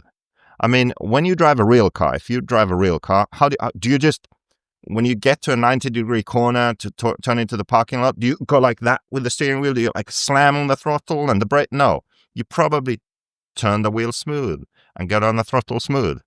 Same thing with an RC car. If you want to learn more and make your speed visible, stop scrolling. Stop scrolling. Stop scrolling. All right, so let's get into some of the controversy and talking points. X-ray domination. We can't argue about that. That's nothing. I don't think we can argue that. They dominated. If you would have told me Bayer would have been one of these, I'd have told you it's crazy. I'm not shocked that Runnefalk won. I'm happy that he won but I think that Runnefalk has that win at Barcelos has definitely boosted confidence that he needed. And I teased him the other day. I said, so we're going to call you the glue track master because you kick ass on glue tracks. And we're going to have Runnefalk win, but probably after we come back from the e-buggy worlds. He probably wants to win that and then have a good chat. X-Ray's doing good on both continents, dude. There's no arguing over it. And all the associated guys, because they're teasing me at INS, you're going to be talking about X-Ray dominance and how X-Ray's got this sweep. This was Aiden Horn teasing me, right? Just joking around. But I mean, like, especially now that I've been and I had a pretty in-depth tour when filming that segment, like with RC TV. You can see why, and I honestly think like it's going to be really hard for someone to like beat a facility like that. And when you have a facility like that, there's so much you can do. Like they have lines and lines of CNC machines, really, like anodizing machines, like everything, like 5D. Like I'm not much into engineering, but I just know they had 5D and CNC machines and all that stuff. But yeah, you can see why, like, they're starting to do really well. And if you have a facility like that where you can design something in the morning and then have it by the afternoon, like a pretty high quality, version of whatever you're designing, then yeah, you can see why like their development like is starting to really, really get up there. And I think and as we're seeing now, they're starting to do really well. They've always done really well, but especially now in 10 scale, they've I guess smaller 2-wheel drive, I guess they're up to level, and even 8 scale, it seems like they're kind of probably one of the better cars to have now for sure. Okay. I mean, they always kind of had that ability to make parts and all that stuff. That's what happens when you make everything there in-house. So I'm not surprised that they're dominant. They got some really good drivers. They got some really good drivers on the USA side. They got some really good drivers. They've always had really good drivers on the European side. But now they have more of I think with Runnefalk, I get it. He's doing the touring car stuff and all that type of stuff, but this is his bread and this is what he's good at. He's good at 8 scale racing primarily and then 10 scale racing. I'm not saying he's not good at touring car, and I know he wants to do that, but this is what you hire Runnefalk for, this type of stuff. And he goes out and gets you a 4-wheel drive victory as well as Bayer. Now, the question can be asked, did X-Ray have too much of an advantage? If you ask anybody about X-Ray, of course they're going to say yes. Of course there was, I have to say there was some advantage. I'm pretty sure all of these guys went to the warm-up. They got used to the surface. But I think the real advantage was not selling the 4-wheel drive tires. I think that's where we get into the gray area and the shady area. So Bayer and those guys are running the 4-wheel drive tires on the fronts. Sorry, the front tires, right? We're talking about, correct? Yeah. So they were running those on 2-wheel drive. Yeah. So for the Proline guys, on clay, you run the 4-wheel drive Bald Eagle on the front. It's basically the same thing here. So I think the general consensus was it was just more consistent steering, a little bit more steering, which I think on that track you could always do with a little bit more steering. So yeah, so it was a little bit of drama because not even all X-Ray drivers were allowed to have the tire. I know, I think it was only the top guys. They were letting them have the 4-wheel drive tire, and the lower guys weren't able to have it. There's a spec rear tire, but not a spec front tire for 2-wheel drive? Yeah, correct. So for 2-wheel, the front tire is never controlled. Obviously, for 4-wheel, it is. For 4-wheel, both tires are controlled, but for 2-wheel, it's never controlled on the front. Okay, so this is definitely X-Ray gray area here. Definitely. Well, I guess some people will say that, but I guess it kind of comes back to, I guess I definitely have two opinions on this, and one of them is obviously definitely kind of on your side. It is a gray area that, but I guess the other side of it is that Why would you sell your? If you were them, why would you give away your advantage like that? And like you can kind of, there's nothing to say that you can't not sell it if you were them. So like if another brand was in that position, because I think was it a few years ago when maybe I don't know if it was Hot Race or Six Mick, but there was a certain track where one particular tire was working really well, and if you weren't a driver for them, they wouldn't give you the tires even if you wanted to buy them. I think maybe it was Bayer. I think I heard he had to. No, this happened to XRAY. Yeah, that's what I mean. So like, it's not just XRAY. Like, so they said Bayer. So Bayer actually drove overnight to go get tires from France, like buy them at a shop and bring them back. I think it was at a Euros, 8 scale Euros. I'm not sure. So yeah, I think it was. So like, so when you see it that way, like, do you really? From a racer's side, it absolutely sucked. It was annoying. It was frustrating for 100%. I'm not going to deny that. But if you were them and you knew like that front tire was going to be better, of course you'd limit the supply to it. Maybe it's only your team guys, or you'd make sure that no one else had it, because ultimately tires are 80% of the setup. So what were people running for? Okay, so my question would be, what were people running for two-wheel drive front tires? So just a standard two-wheel drive hoodie tire. Okay. So okay, if you want, I have both tires here, so you guys can see the difference. Oh, so you had to run a hoodie tire. You couldn't. What? No, I mean you could run whatever front tire you wanted. You could run the whole shot if you really wanted, but like obviously generally people were running basically the tires they recommended. So you can see here, this is the useful. Okay, so that's the two-wheel drive tire, and then the four-wheel. So you can see it's just wider. And those were fitting. So they were putting were they putting the four-wheel drive rims on there as well? No, just a tire. Okay, just a tire on the two-wheel drive wheel. All right. I kind of get, so XRAY probably going tit for tat. He wanted to sell us tires, so we're not going to sell you tires. You know what? XRAY, gray area, man. Gray area. I get it. People's like, Lefty, you wouldn't agree with everybody too much. You know what?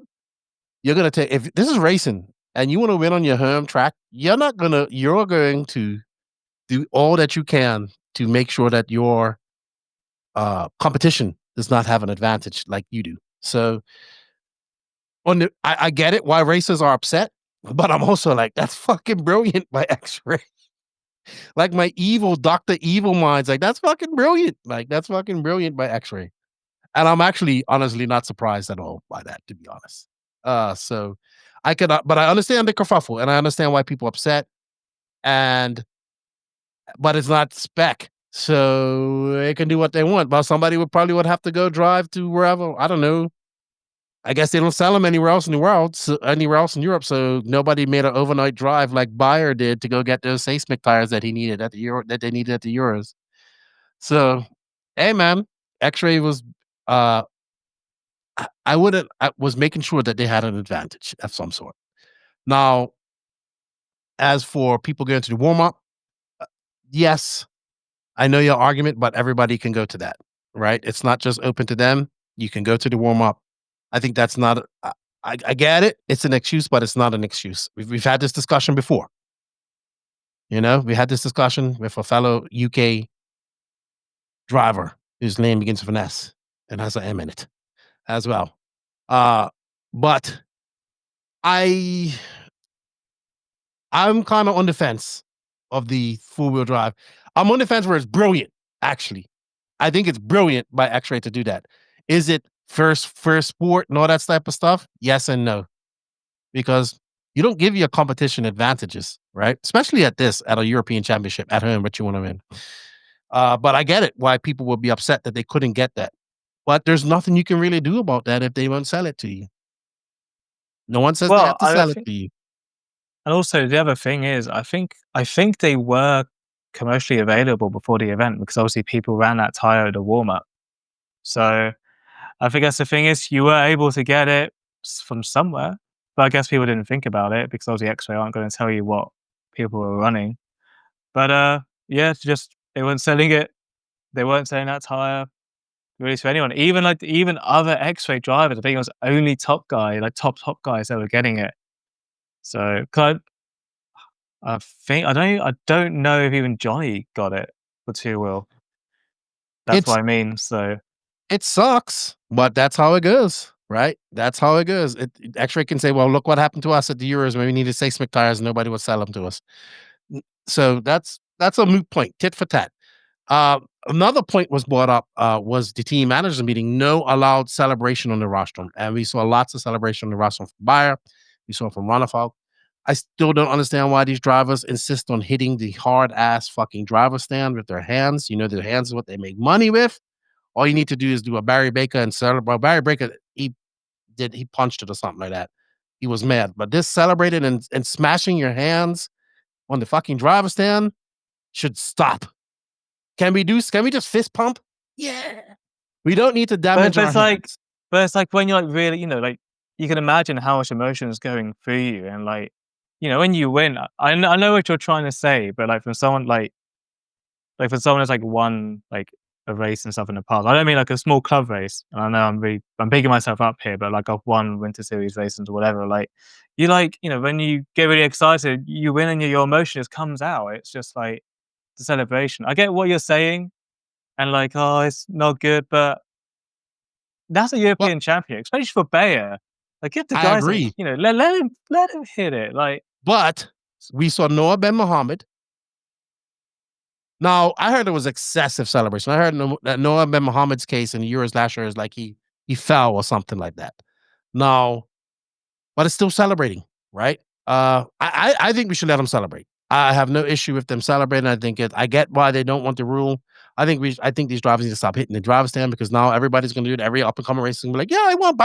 Oh, I broke my hand. Now I can't race no more. But I think I get it. But there is a rule saying no celebrating, and they did celebrate. So I guess the referee allowed it. They allowed it at 10 scale Euros last year when Coelho celebrated. You know, they banned. So maybe excessive celebrating is what the rule is about. Not just. I guess the main thing though was that Ben did it in a qualifier, but this is the finals. So I think obviously, like, you know, imagine how bad EFRA would look if like you said to Ronafal, yeah, sorry, you're not getting a title because you celebrated. Yeah, that's true. Like, and also, people are still on their own individual clock while they're qualifying, but then the people are still racing. Well, okay, you're on your last lap. Like you're gonna maybe come 7th or 8th or whatever, you know. But I think it's more of a deterrent. It's more of a distraction when you're qualifying, right? Because when I'm up on I'm up on the driver's stand and I'm filming, I try not to do it in qualifying. I used to be bad about that, like just walking across the rostrum. But then I was like, oh no, I can't. Like I'm disturbing these guys because you're walking and you're boop boop boop boop. So I get it. So maybe it's just during qualifying. But yes, they gotta celebrate. But I wish they had stopped celebrating by smacking the damn driver's stand, because one day, someone's gonna break the hand. Watch it. Guys don't turn marshal because they might get hurt, right? That's why they have some people that turn marshal for them. Yeah, like you see a lot of top guys. Like I tell you, like Ronnie Rivkin always turn marshals for Rivkin when he's at a race. I never knew that. Yeah, I didn't realize. And but you got to think of it too. Like if these guys get hit in the head or hurt their hands and stuff, they can't race. Like an RC related injury. Imagine that. But if we have to kind of clarify the celebration rule, I think, before we do anything. So who knows what that was all about? Who knows? Anything else? Post-race talking points before we move on to winners and losers.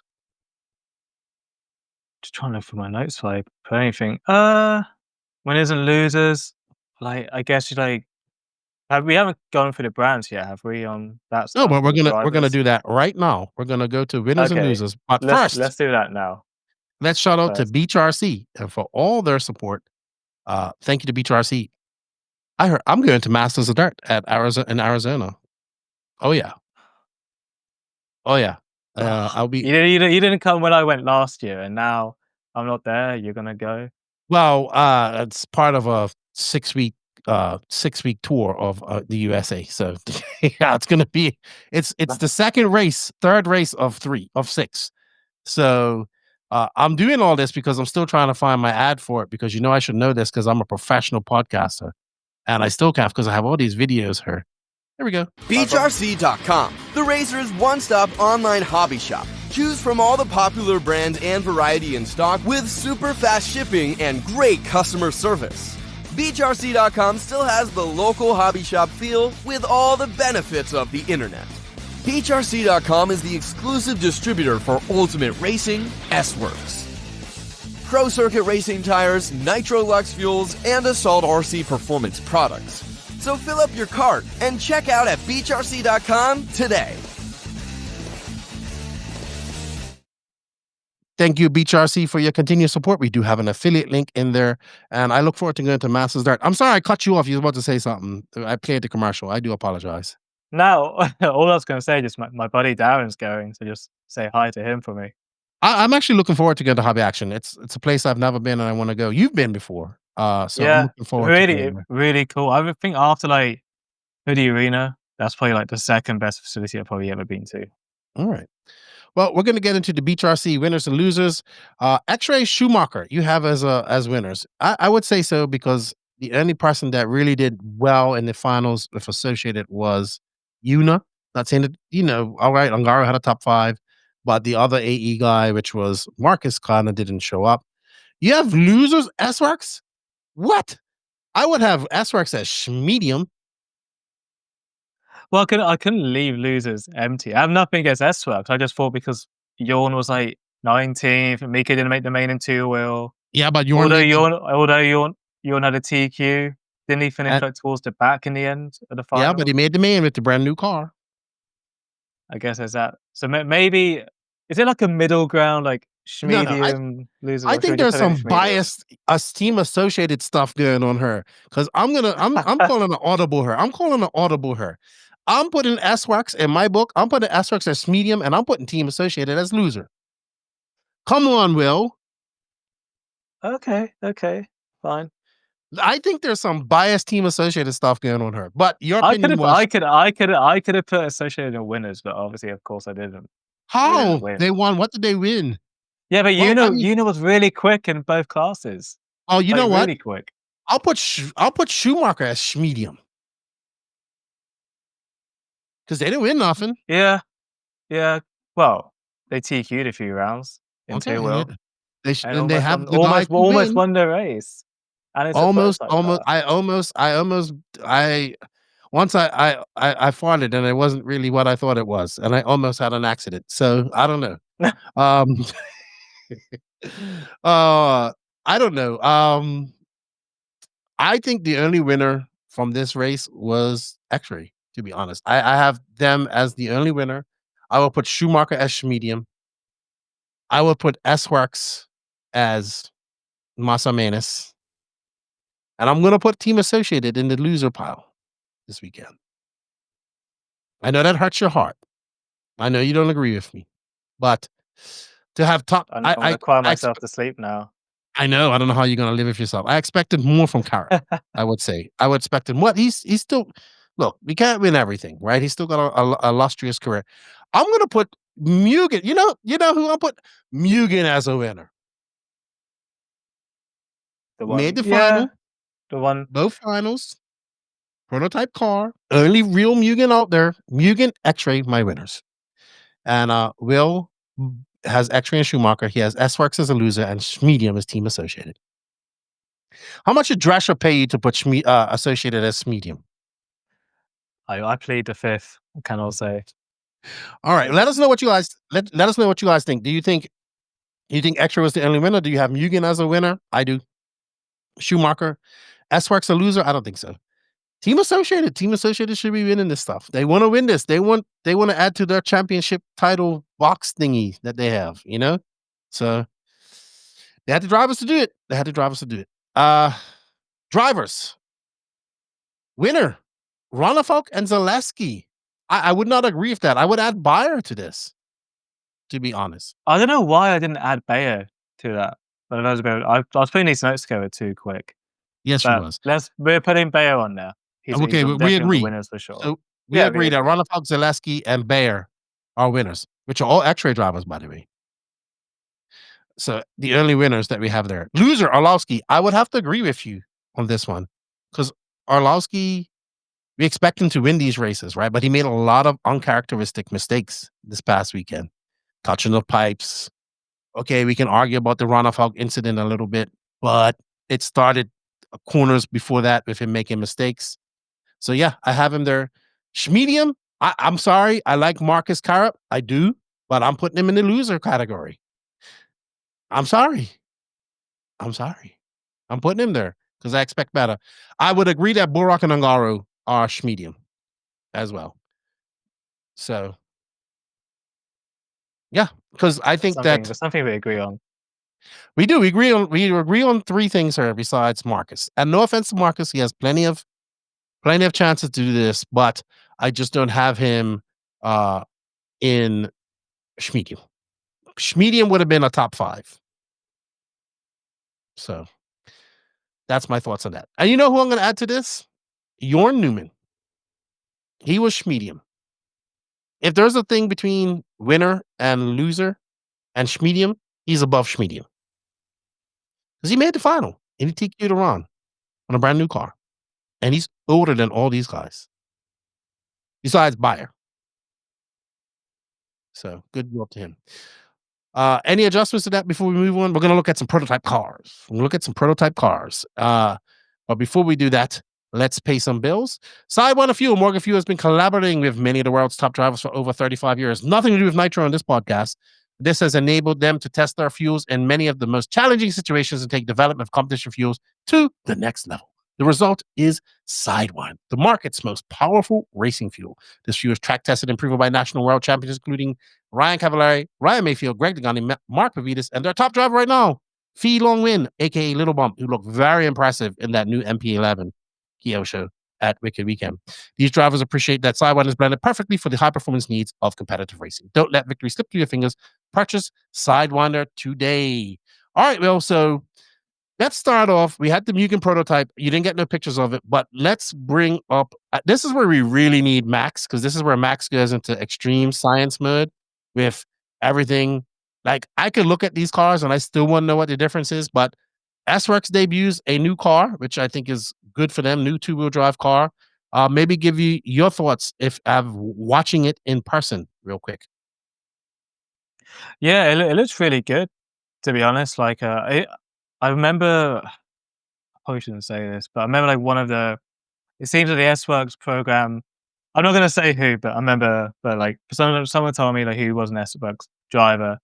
Like, it seemed like a lot of emphasis was on 8 scale, and it looks like the 10 scale stuff that kind of left it a little bit for a while. I might be wrong here, but it seems like now they've kind of turned around on that, and like you can see here, like Jorn had a prototype 2-wheel drive, and it looked really good. I think if no disrespect to Jorn, but I think if Jorn is TQing, and he's obviously one of the older guys, then you can imagine like maybe someone younger, like maybe at the top of their game, like where maybe this car could be. I guess like you could say that's where Mika should be, but I guess Mika had a bit of a rough time. But yeah, it's got really wide front shock towers. I thought at first I honestly thought it was like a truck shock tower or something. But yeah, it was pretty good going around. Obviously, you're managed to TQ. I can't tell if they're someone told me that this had B7 parts in it, but I don't know how true that is. I don't know. I shouldn't have played that. That they've been using a lot of B7 parts with this car. I know they've been working on this car for a while. I know guys that were running this car. They used a lot of B7 parts, and I think they've got something that works now, and they're probably still using some B7 parts, so they get their prototype parts. Or who knows? But I think it's a pretty good debut for it with Jorn. Well done to him. And I'm sure somebody will chime in here, will tell me much more about this in the comments. Let us know if you know anything about that as well. And I'm looking for my but let's talk about what everybody wants to talk about, right? Because let's talk about the big elephant in the room. So let me tell you something. At INS, we actually had to take down the action shots of this car. Yeah, it was the Schumacher car. The shaft-driven Schumacher car, right? I don't understand what the big secret is about this car. It's another shaft-driven car from them. Obviously, they've been belt-driven for many, many years. But we got a rear end picture of the Schumacher. We'll bring it up here. And obviously, you've seen this car quite a lot because you're. But here's the rear end of the Schumacher car. I believe that's Orlowski's car. Yeah, that's his colors. No, that's Wesley Van Helmond. Oh, Wesley Van Helmond. He has one too? Yeah. He's a lot of guys are starting to get a lot of people are starting to get this car, to be fair. Because even a few like British guys now are getting it. Mm-hmm. So do we even have the photo anymore? Or you said you had to take it down? I have it. But I tell you what, every top driver at INS was running this car. So like it kind of everybody. Yeah, like it's definitely turning a lot of heads, and it looks like Schumacher have actually done pretty good with this car. Like I have to give them credit on it. Kinda under the hood, it kind of reminds me of it's got a lot of gunmetal on it, as in like the anodizing. So it kind of looks like the old shaft-driven YZ4. Not the belt-driven one, like the actual shaft drive one. Kind of looks like that underneath, but obviously it's completely different. But it looks really good. It's a close generation, a lot of grip. But just some of the feedback I'm hearing is that you don't have to drive it that hard to get the pace out of it. Well, it seems like a lot of other cars, it seems like you have to drive quite hard to get the pace out of it. But it's looking good. I think it was first kind of unveiled, I guess you could say, in Australia, which was like a couple of months ago. But from my understanding, I think they're pretty close to a production. I think it's just a case of a few molds. So here we go. I doubt. Yeah, here we go. So you can kind of see. You can kind of see what it looks like underneath the hood. So it does kind of have that Yokomo look to it, in my opinion. I don't know if you ever saw the old Yokomo or not. I mean, it just looks like another shaft-driven car to me. I really can't tell. So this is Brock Champlin's car, and I did this. But basically, so this is before I think his A3 might have been, or A1, sorry. So something went wrong with his car. And I have to say, Brock looked great with this car at INS, and he dominated. He did very well there. And he had to run back to the pits. And then Danny was on there, and I was like, yeah, just stay there, Danny. Get in closer. And I'm shocked that nobody has posted this picture up. I am so shocked that nobody posted this picture up. Actually, this was sent to me from somebody in Australia who said the same thing. I can't believe this hasn't made the social medias. But here we have a clear view of the car. Obviously, you're close with Michael, so you know a lot about this. They've been developed. It seems like they've been developing this car for quite some time, and it looked good in the hands of Brock Champlin. I will say this. Yeah, like I think, like I was saying, like they've been running the car. I'm sure even before Australia, but they've like been kind of publicly running it since then, and it's been pretty good. But yeah, what I was going to say, like I think they're in the final stages of getting this kind of release. I won't be surprised if we don't see this release before the Worlds. But yeah, like they were I was speaking to one of the guys about it, and they seem like, because that's why like we're able to show it. Like Martin actually, and he's kind of a lot closer to Schumacher now. Like everyone kind of knows they've seen the car now a little bit, so like I don't see what the big deal is. Available, but I think it's because for Schumacher, they always were belt driven, and it looks like now they've kind of gone more of a traditional route with the shaft drive. So for them, it's not just a case of like going from, I don't know, as a pure example, like a B44 to like a B64 or something like that. Or it's like this is literally a brand new platform for them. And I don't think they've really ever done shaft-driven four-wheel drive. So it's a big deal. Their first whack at it.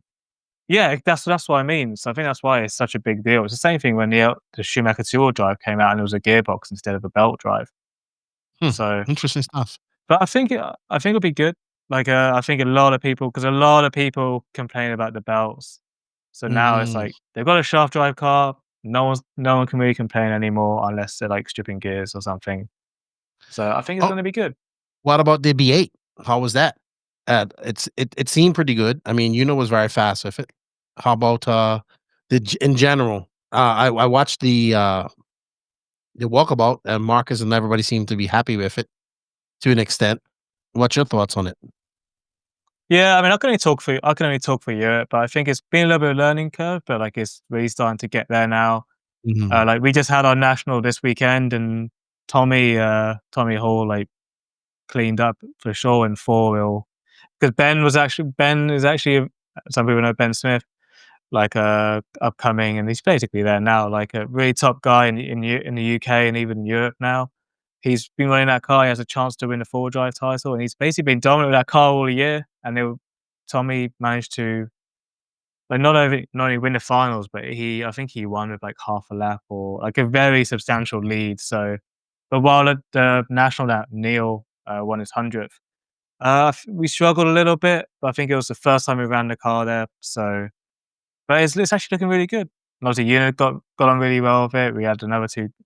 We had Ongara and Marcus in the main. So, yeah, I think it's getting there. It's getting there. Yeah, like anything, it takes time. I think the Schumacher faithful will be happy getting rid of belts, getting it to shaft driven.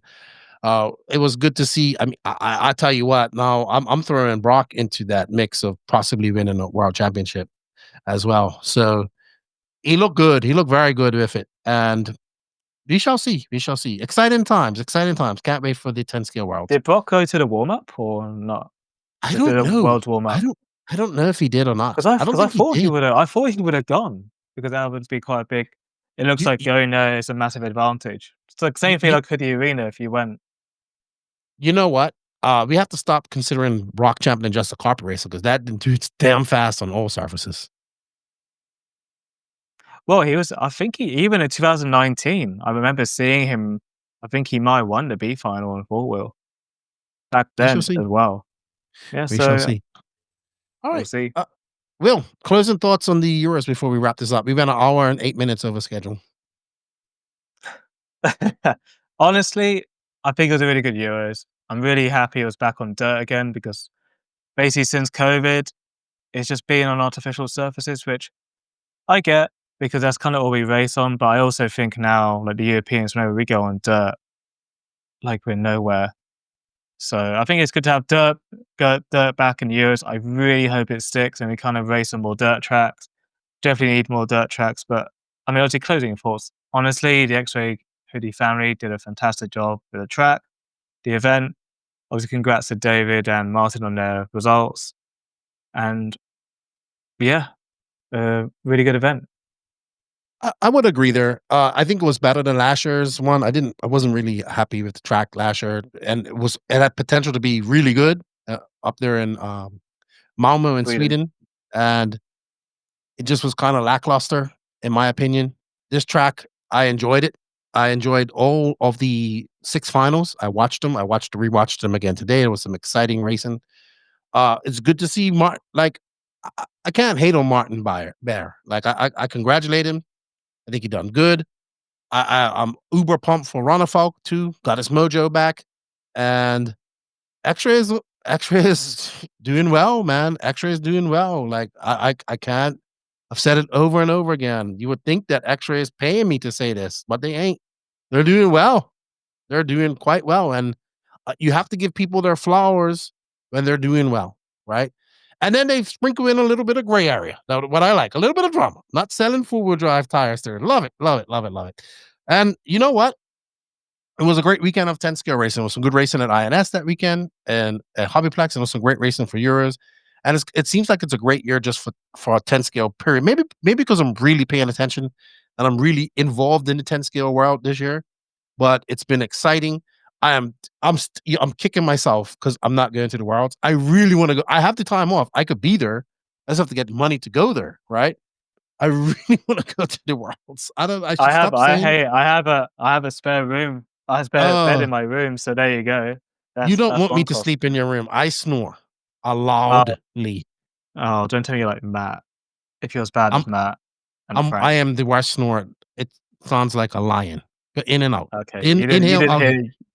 You didn't hear that offer then. You didn't hear that offer. Will, I'm glad you got to do some racing. Thank you for your time, for coming on here. I greatly appreciate it. And I probably won't see you. Well, we'll probably chat. I look forward to you going to the Worlds. Enjoy yourself there. I look forward to your vlog. I look forward to the content you made with RC Racing TV. And once again, congratulations to everybody out there. Congratulations to Martin Beyer. Congratulations to David Ronafalk.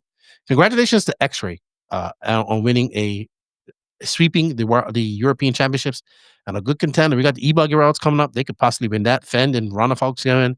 And of course, Fend and Ronafalk will be and Beyer will be at the offer. You know what? You know who I talked to at Wicked Weekend? And this is when you know you got the mind of a champion. You don't like to lose. So I was talking to Cavallari, and I was like, "You're going to the Worlds, right?" He goes, "Yeah." And I said, "Yeah, I think you'll make the main." He goes, he looked at me like this. He goes, "Make the fucking main? I'm going to win that shit." And I was like, you know what? Wouldn't it be something if Cavallari goes there and does really well? I mean, he's won 4 world championships outdoor racing, I think. So who knows? But that's even, that's the attitude to have, right? Just go out there and give it your best and try to win. If you go in there thinking you're going to lose, you're going to lose anyway. It was a good chat with Cavallari. We'll talk more about that on the Wicked Weekend recap. Thank you all. We hope you guys enjoyed this European recap. If we got some things wrong, I'm sure you'll let us all know in the comments there. And I do apologize for the ads that popped up on there, but I don't have YouTube Premium, and I'm sure there will be a whole discussion on the NNRC Discord, which you can join. There's links for that in the written description, which has new admins now, so they have the power. And I'm sure there will be a discussion on how we can have ad-free YouTube on the No Name RC podcast. Will, thank you for your time. I appreciate it. And thank you for the recap. It was good chatting with you. And anything to say before we go? No, I think that kind of wraps it up. Thanks for having me. And everyone, the vlog will be out in the next few days. So that'll be on this channel. It'll be on this channel. So make sure to... Oh, it's going to be on the... and subscribe. It's going to be on your channel? Yeah. No, this channel. NNRC. Oh, okay. You're putting on... Okay, I wasn't sure. Right, so it's going to be on the NNRC. I always put the vlogs on this channel. So. There we go. The chairman has spoken, and I look forward to it. I also look forward to the factory tour of man, I want to get to Hudi Arena. That's one of my dreams, to get there one time. Oh, yeah, you have to go.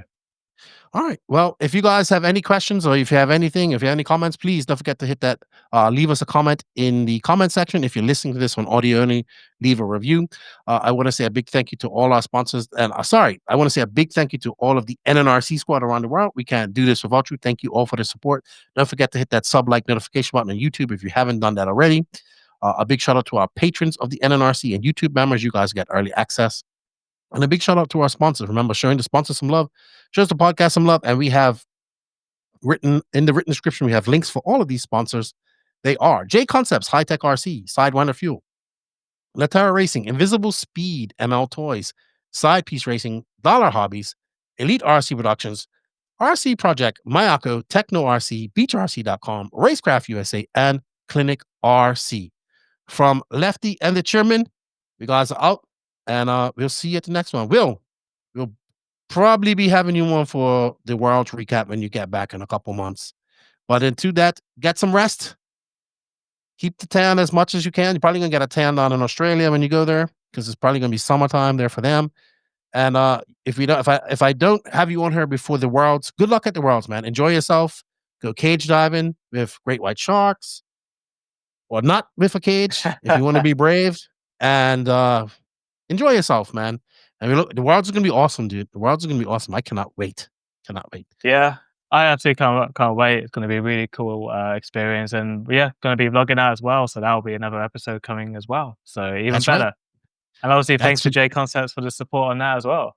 That's right.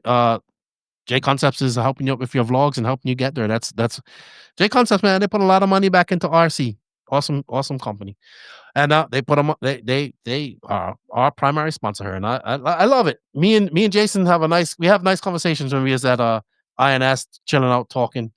And when I do get a chance to chat with him, and, his pretty badass monster truck driver there. He reincarnating his career as a monster truck driver is Jason Renner.